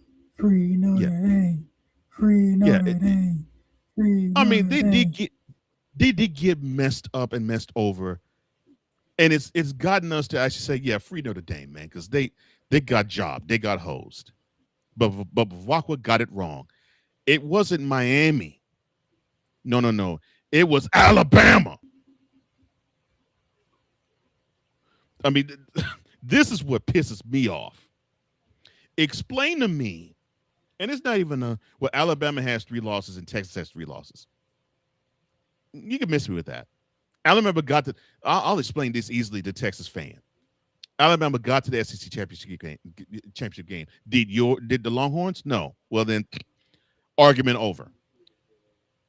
My issue is you had a team who only lost 2 games, and I get it was 2 blowouts, but they only lost 2 games in the whole season to the same team. They ran roughshod over every other school they played, but they don't sniff the playoffs. And they went from ranking, I think it was 8th. They went from ranked 8th to completely out of the picture altogether. Meanwhile, you have Alabama, who was 9th, who got boat raced by Georgia. And they did not, and they were ranked 9th when they got in. They didn't move a single muscle. They were ranked 9th before the game. They were ranked 9th after. That is why I say the committee got it wrong. Because you can't maneuver one team with 2 losses out of the picture altogether, but you have a team with 3 stay in the picture with one of those 3 losses to a 5-7 school, and then you leave out a school that their 2 losses were to Miami and Texas A&M, who surprisingly. One school is ranked the 10th seed. The other school is ranked the 7th seed. 2 impressive losses. And if you go and if the ACC is going to award losses like Duke had to be in the ACC championship game, the committee could have done the same thing and said, you know what? The losses that you took, we valued the L. We valued one of the L's to be damaging. That's what BYU's out. But the other L that was damaging with Alabama, that don't matter. It's Alabama. They deserve to still be in the field of 12. Question, sir. What do you do at conference championship week then? In my Because I knew for a blow- fact, I'm like, they ain't gonna take Alabama out. Alabama made a conference championship. Miami nor Notre Dame played in the conference championship. And because of that, I personally, and I mean, I like championship weekend personally. Because of this, I think they should abolish it altogether. Because you can't punish a team for making their conference championship if they lose. And you can't punish a team for not being able to play in one. Have them in the field if that season were to end before the championship game weekend, and then all of a sudden get dropped out and did not play a down.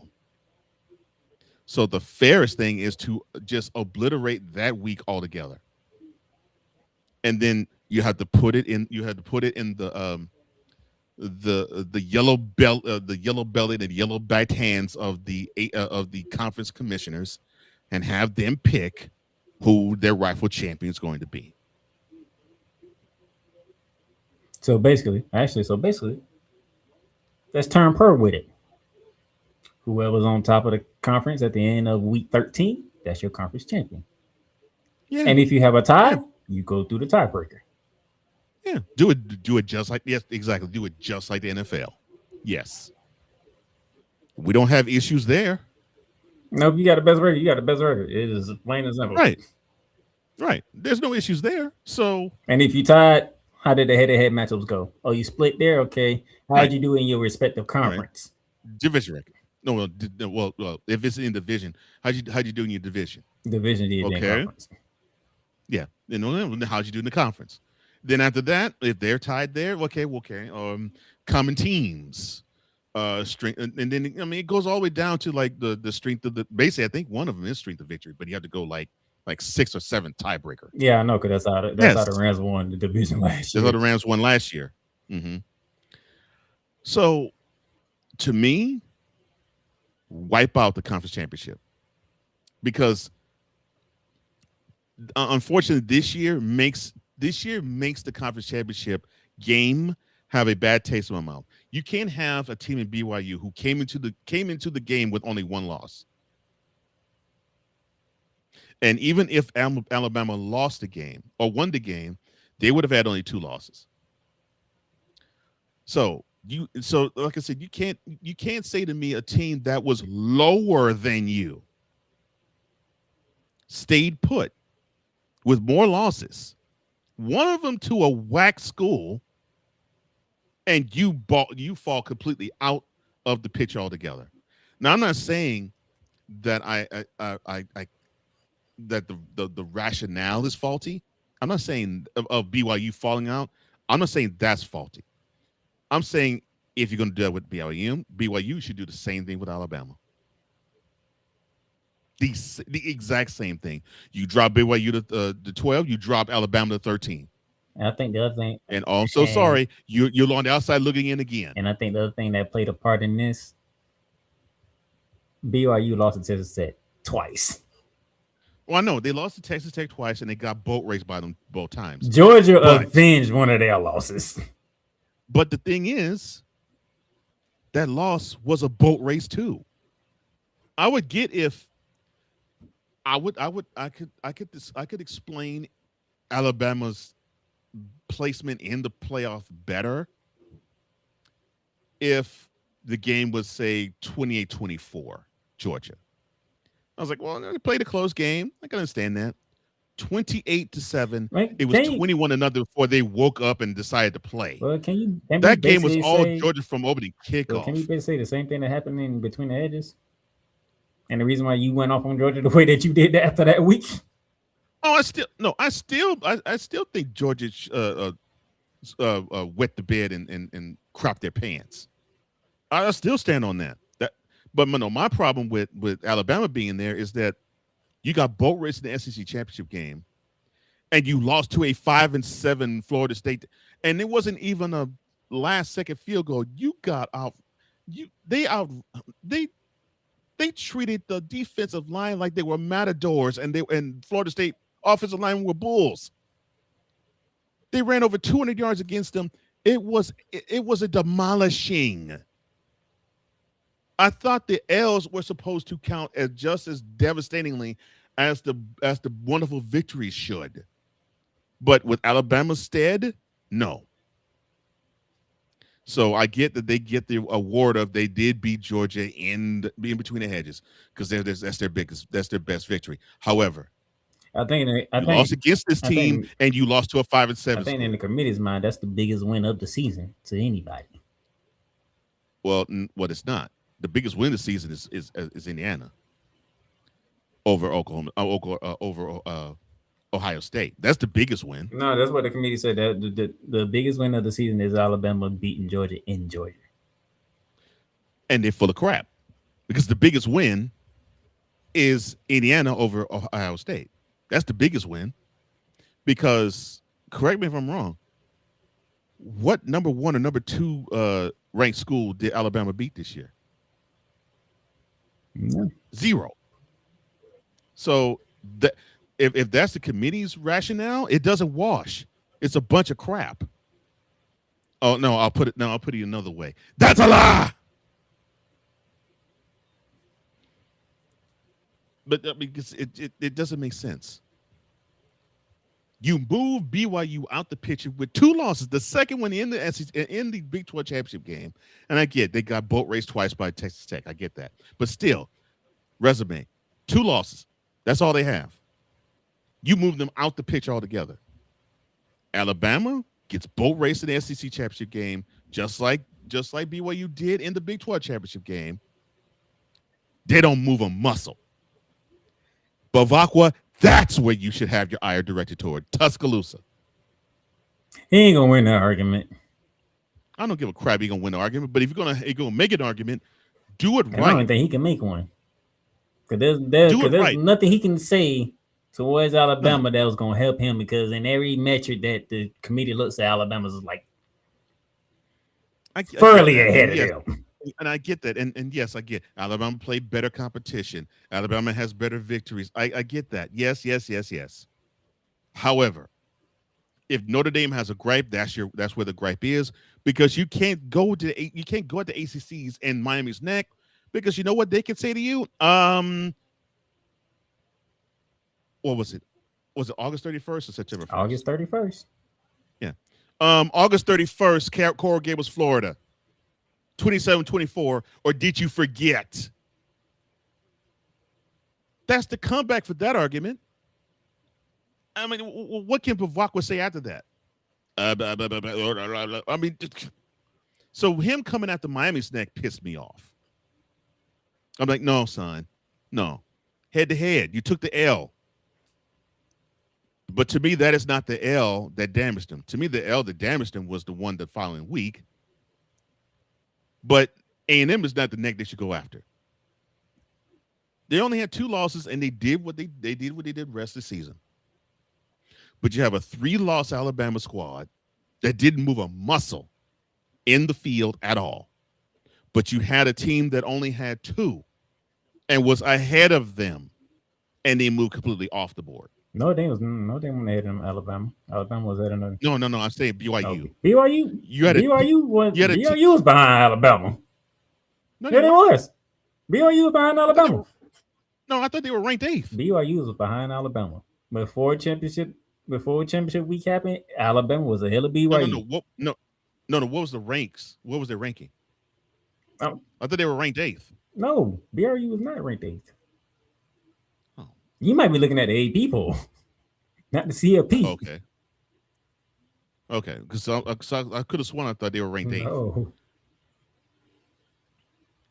Alabama was ranked ahead of BYU.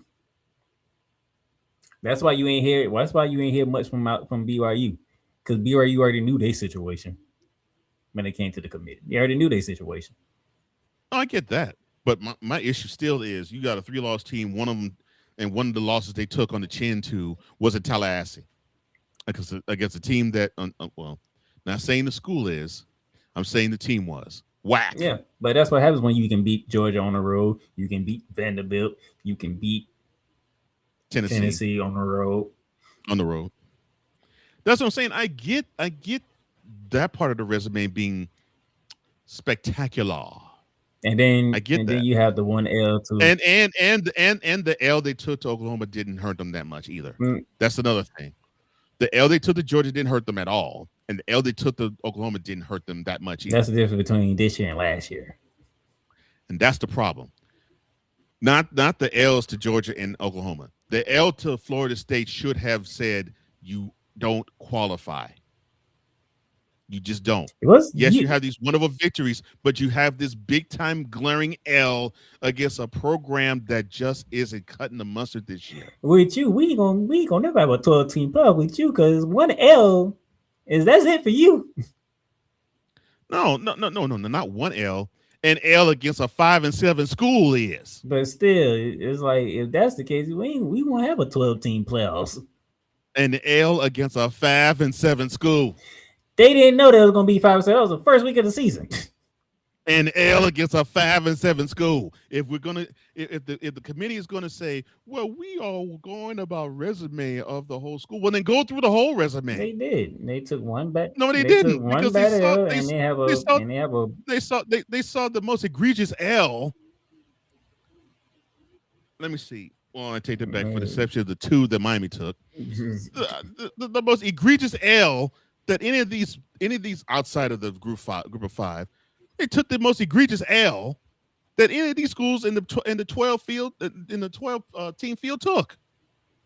And yet they have how many ring victories? And I would say, well, let me see. And I would say, well, Louisville might actually qualify for a bowl. So I might say, including the L's that Miami took. Alabama took the worst L. And yet they had the worst L. You can say they have the worst L in the community, so they have the best win. It's because Alabama went to Indianapolis, saw fine honey, bent her over the desk, pulled down the panties and the dress, and blew her back out. See, you're counting championship weekend down. They didn't even count championship weekend. No. I'm saying, if they're gonna go by resume, yeah, they go and they will tell you because they said Alabama had the best win when they went and beat Georgia. They beat the SEC champion. Yeah. They went to Indianapolis and performed a Harlequin novel on one of the committee members. Now, and I get pictured. Now, was it as good for you as it was for me?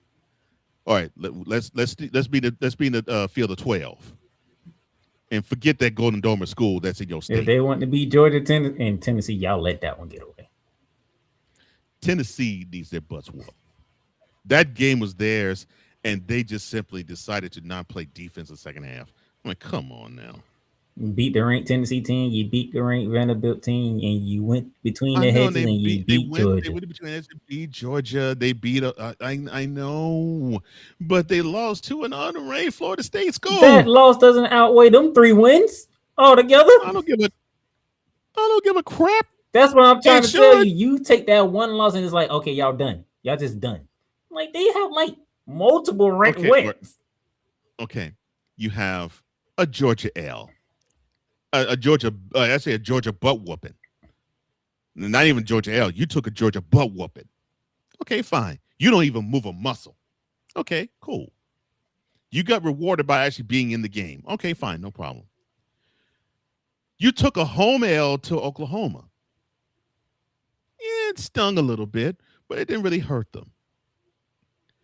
You took an L to Florida State. An L. A 14-point L to Florida State. I mean, now if that wasn't week 1 and that was like towards the later part of the season, I don't give a crap when. It could have been.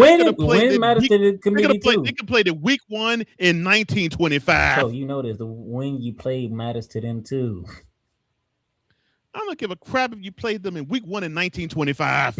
If they wouldn't have played in week, remember when last year when we had this, like, see, Alabama, y'all schooled y'allself because y'all went to Norman late in the season, you got destroyed. Oh no, I get that too. I know. Yes, I get that argument as well. And I said it earlier this year. I said, okay, well, they have the year to redeem themselves, and they most certainly did. Yeah. Question mark. But I mean, yes, what helped them was the home L against Vanderbilt, the road L in Knoxville, and the road L in Athens. I understand all of that. I'm sorry.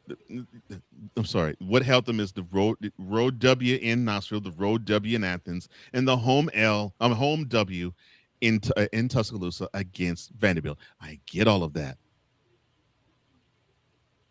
but still, one beat down to Georgia,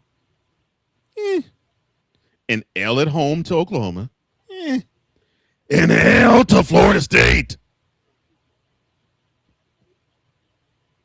Whack. That's whack. And Notre Dame, if you actually had the balls of Jim Brown, that is who you should go at. Go at the necks of Alabama, not Miami, because Miami and the ACC and the committee themselves can actually say, shut the F up, scoreboard, Negro.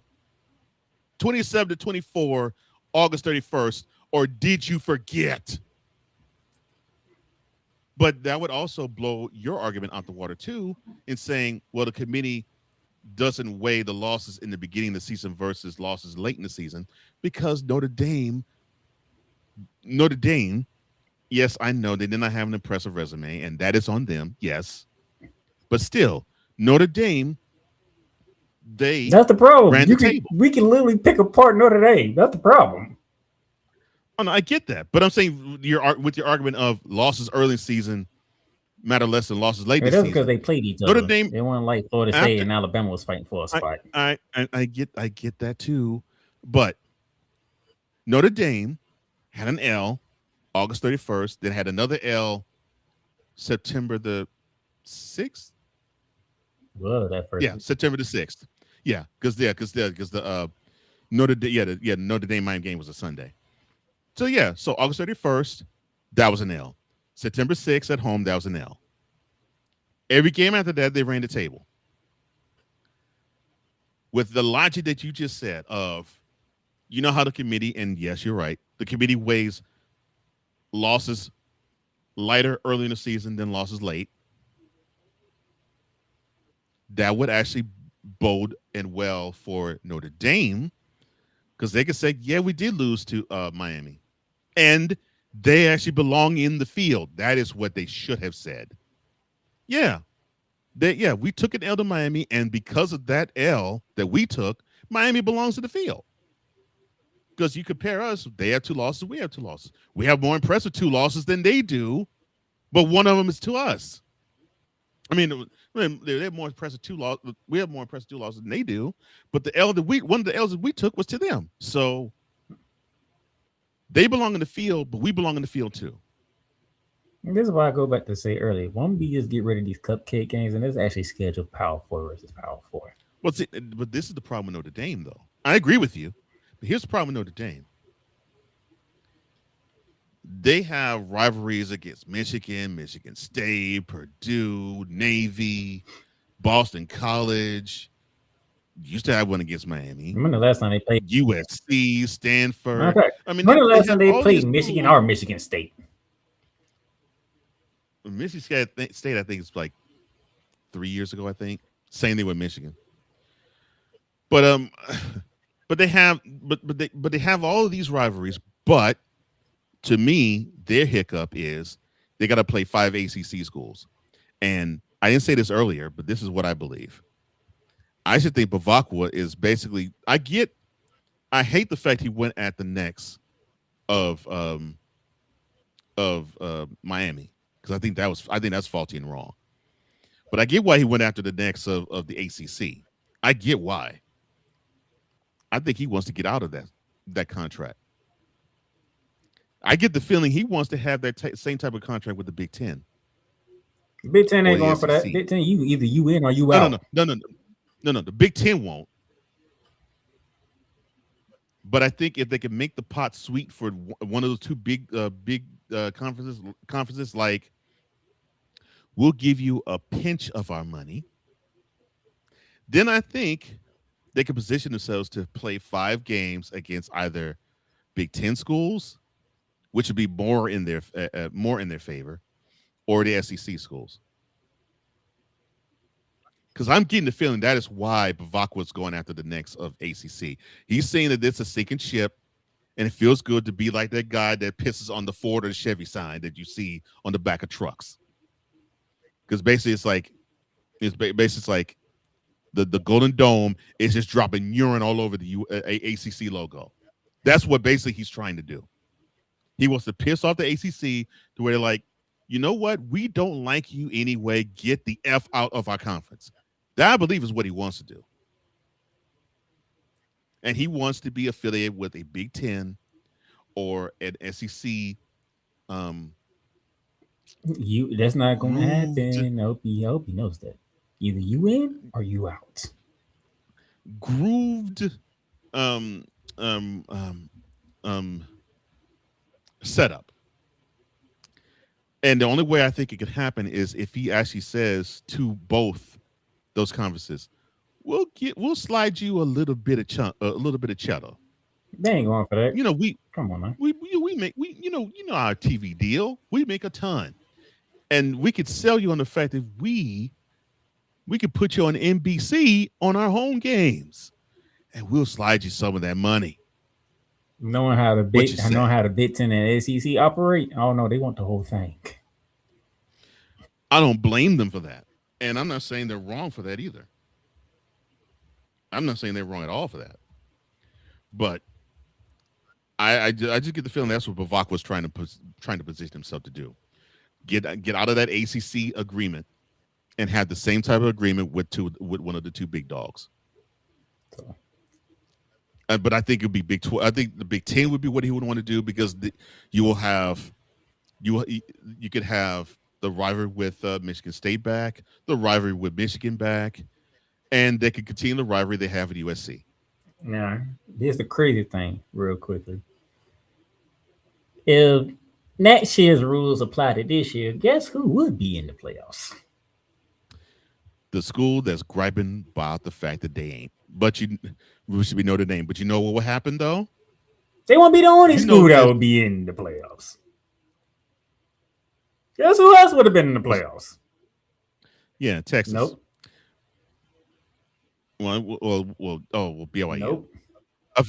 Yeah, they would Nope. be, because Nope. they ranked 12th, Nope. aren't they? But no, they ranked 12th, Nope. aren't If next year rules apply to this year, the Duke Blue Devils would be in the playoffs. they? Conference champions, no matter the record. Really? Yep. Oh, Lord. Anyway. All right. That's why I want to get that in. So when next year happens, if you are a Power 4 champion, you're in. If you're ranked in the top 12, you're in. All right. See, this is how the committee will do it. They will still do Notre Dame dirty though, because you know what they would do? They would find a way to put Notre Dame 13th just to teach them a lesson. They're like, we deserve to be ranked 12. No, you ain't. We don't think you. We don't think you better than the 12 that's before you. So they're gonna find a way to make this a mess too. It's already a mess. That's what simple fact that you already know a person. If Duke was to ever win the ACC again, they're in regardless. Well, no, it's now made a bigger mess. But what I'm saying is, it's a mess now. But the same mess, the similar type of mess that they have now, would be applied next year. Here's an example. They were complicit in saying, well, all right, well, Notre Dame, they're ranked below the top 10. We're good. But next year, they would have dropped into 13 on purpose. And if next year's rules apply to this year, Notre Dame would have finished the year 13th. Guaranteed. They would finish 13th. They would put them at 13 just to say you're not good enough. And would have this same argument all over again. Like Notre Dame, how many more deals y'all want to make? Because you will never get a bye because you're not in the conference. No, they can get a bye if they go undefeated. No, Notre Dame's the only team that can't get a bye because they're not in the conference. So wait a minute. That was an agreement when they went to the 12 teams. Oh, you can make the playoffs, but you'll never get a bye because you're not in the conference. Oh, they screwed themselves. Because I would have said, oh, heck. They say the highest you can be ranked is 5th. I was like, nah, suckers. We run the table. We deserve to be number 1 ranked school.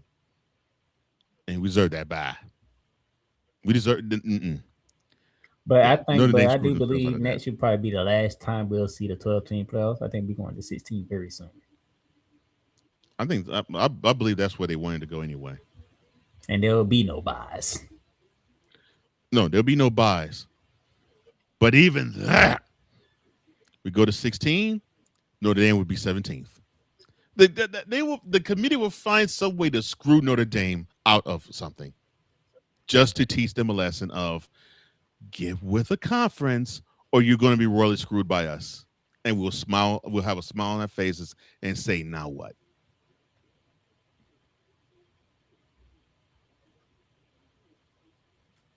Yeah, it's sweet that you got all this money.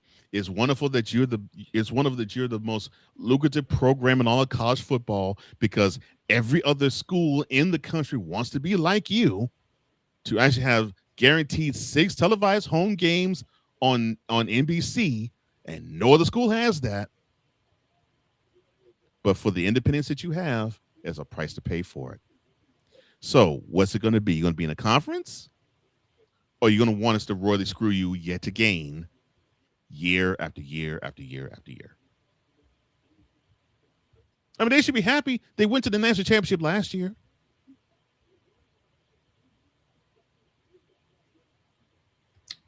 And now for Mr. Johnson to cuss out his favorite co-host.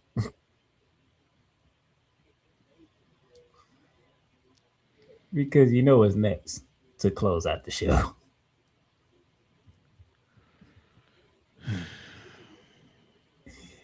Here are the top 5 bowl games that I feel that can get you through bowl season. Oh, yeah. There we go. That's what I'm talking about. Mr. Johnson, take it away. Okay. So, in the wonderful Pop-Tarts Bowl, kickoff is at 3:30 p.m. I'm sorry, all times Eastern. 3:30 p.m. on ABC, December 27th. That's 2 days after Christmas, boys and girls. Georgia Tech, congratulations to them. They will play BYU. Lord have mercy. Pop-Tarts Bowl. Yeah. Yeah, it's more like Legally Blonde Bowl. All right, then we have the TaxSlayer Gator Bowl, also December 27th. Kickoff is at 7:30 p.m., also on ABC. Virginia, the ACC runner-up, they will go against Missouri. Wonderful job to qualify for another bowl that doesn't matter. Hey, the Gator Bowl been around for decades, all right? Put some respect on that one. No. The Gator Bowl's been in existence. The sponsor, Penis Slayer, needs to get off. Anyway. Okay, you want to go at the sponsor? I'm good. I'm just saying the Gator Bowl been around for centuries already. That's just this is not like. But yeah, it's been around for centuries. But yes, it's another bowl that needs to be gone, like the Blue Bonnet, the Texas, the Alabama. Yes, all of them need to go. Yeah, I'm a crap on the other 2 bowls that's been around for a minute too. The ReliaQuest Bowl. Oh, I love the bowls that don't even have the lineage behind it. New Year's Eve, 12 p.m. kickoff on ESPN. Iowa. Glad that they actually did get a chance to get a bowl game, although we won't give 2 craps about it. They will go up against the doctors, the school full of doctors, lawyers, and engineers. Vanderbilt. Vandy with a wonderful 10-2 record. I'm glad that they made it to the Rely on No Mother Bowl. I'm proud of you. I'm proud of you. Then we get to the Cheez-It Bowl. I'm sorry, Citrus. The Cheez-It Citrus Bowl. New Year's Eve as well. 3 p.m. kickoff there. ABC will have their kickoff. Michigan without Sherrone Moore. They will go up against the drunkard. The Make-A-Wish kid. They will go up against the University of Texas. Again, ABC will have their kickoff 3 p.m. New Year's Eve. Yeah, the cheese running down your leg bowl. Michigan and Texas. And finally, the day after New Year's, January 2nd, 8 p.m. kickoff. Fox will have this kick, the Trust and Will Holiday Bowl.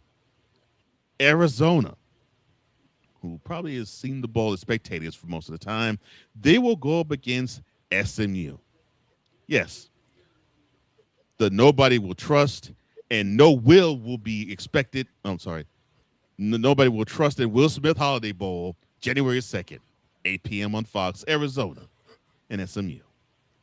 That is 5 of the whack bowls that are on tap for the upcoming weeks. I picked 5 good ones. Yes. 5 bowls that don't matter to Jack. And the crazy 5 bowls that don't matter to and nobody. the crazy thing is, you have Orlando, Jacksonville, Tampa, Orlando, and San Diego. I know warm places in 4 to 5 or in Florida. I know.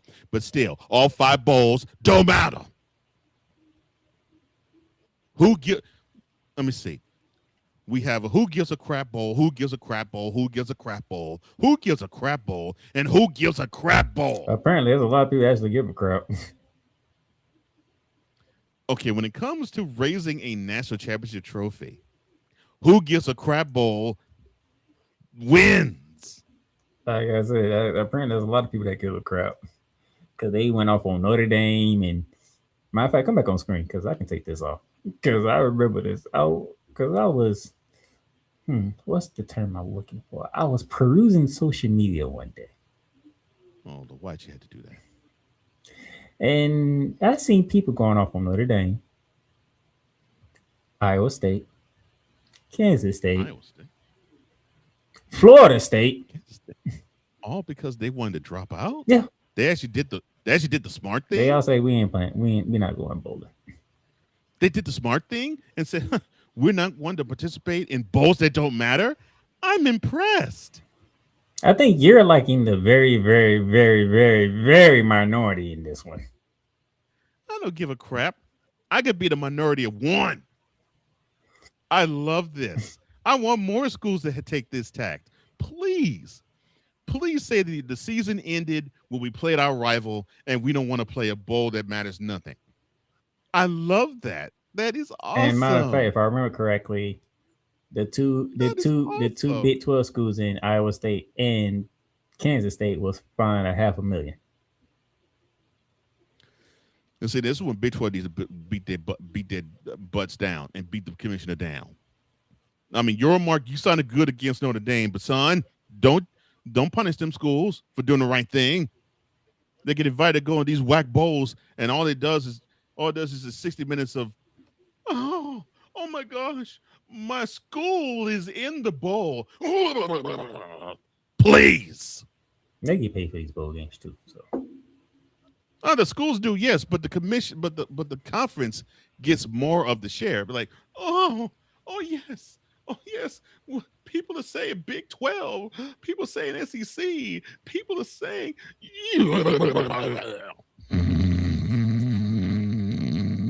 please. Iowa State opted out because Matt Campbell's going to Penn State. I have no idea why Kansas State opted out. I have no idea what's going on with them. Florida State opted out. They weren't planning on going to the bowl anyway because they weren't even bowl eligible. Oh, Lord. And when you lose to a Florida team that's terrible, you shouldn't want to play at the bowl game.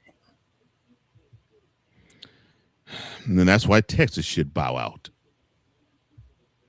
But you have your traditionalists. Bowl season is important to them. And then you have Cole Johnson.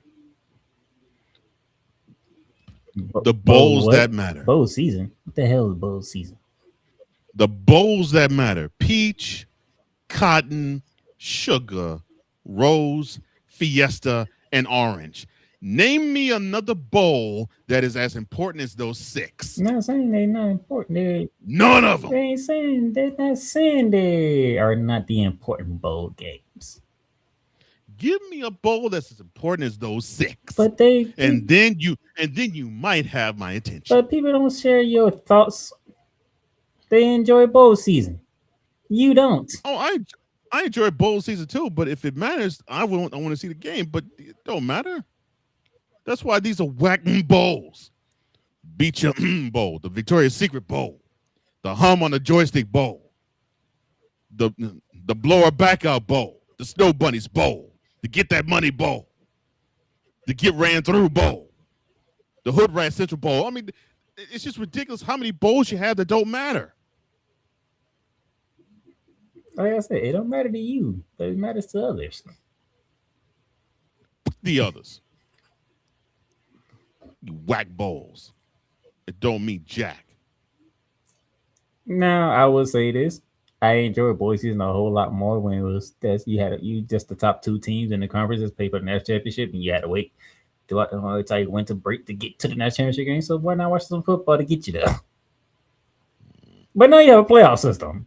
Like, man, we want the playoffs now. Yeah. I mean, who gives a crap about going to the Slutty Vegan Bowl? I mean, no. Unless it's the orange, the But Fiesta, but we all the know peach, football. the cotton, Football is king. the So rose, any matter, or the orange. if there's a football game, Don't give me another bowl. It don't matter. as you, people know football is king. So anytime they can watch football, they gonna watch it. Don't matter what it is. That's why you got the NFL. They want to rule every other day. They want to rule every day during the holiday season anyway. Let them. So you'll have bowl games Monday, Wednesday, Friday, Thursday, Tuesday, Saturday, Sunday. Yeah, you could have the NFL play any of those games on those days. They ain't gonna do that. Yeah. If it's about people want to see football, give them the NFL. Or, and this definitely won't happen, extend the college football season. That's gonna happen when they go to 16. So we can have a week -1, a week -2, week -3, and week -4. But you know, but all right, we're about to cross the 2.5 minute mark, so let's get out of here. 2.5 hour mark, but yes. But I want you to read this, NCAA, you greedy mother. You have too many whack balls that don't matter. Tighten it up. Make them matter. And I don't mean rain down money on them. Make them matter. Deuces.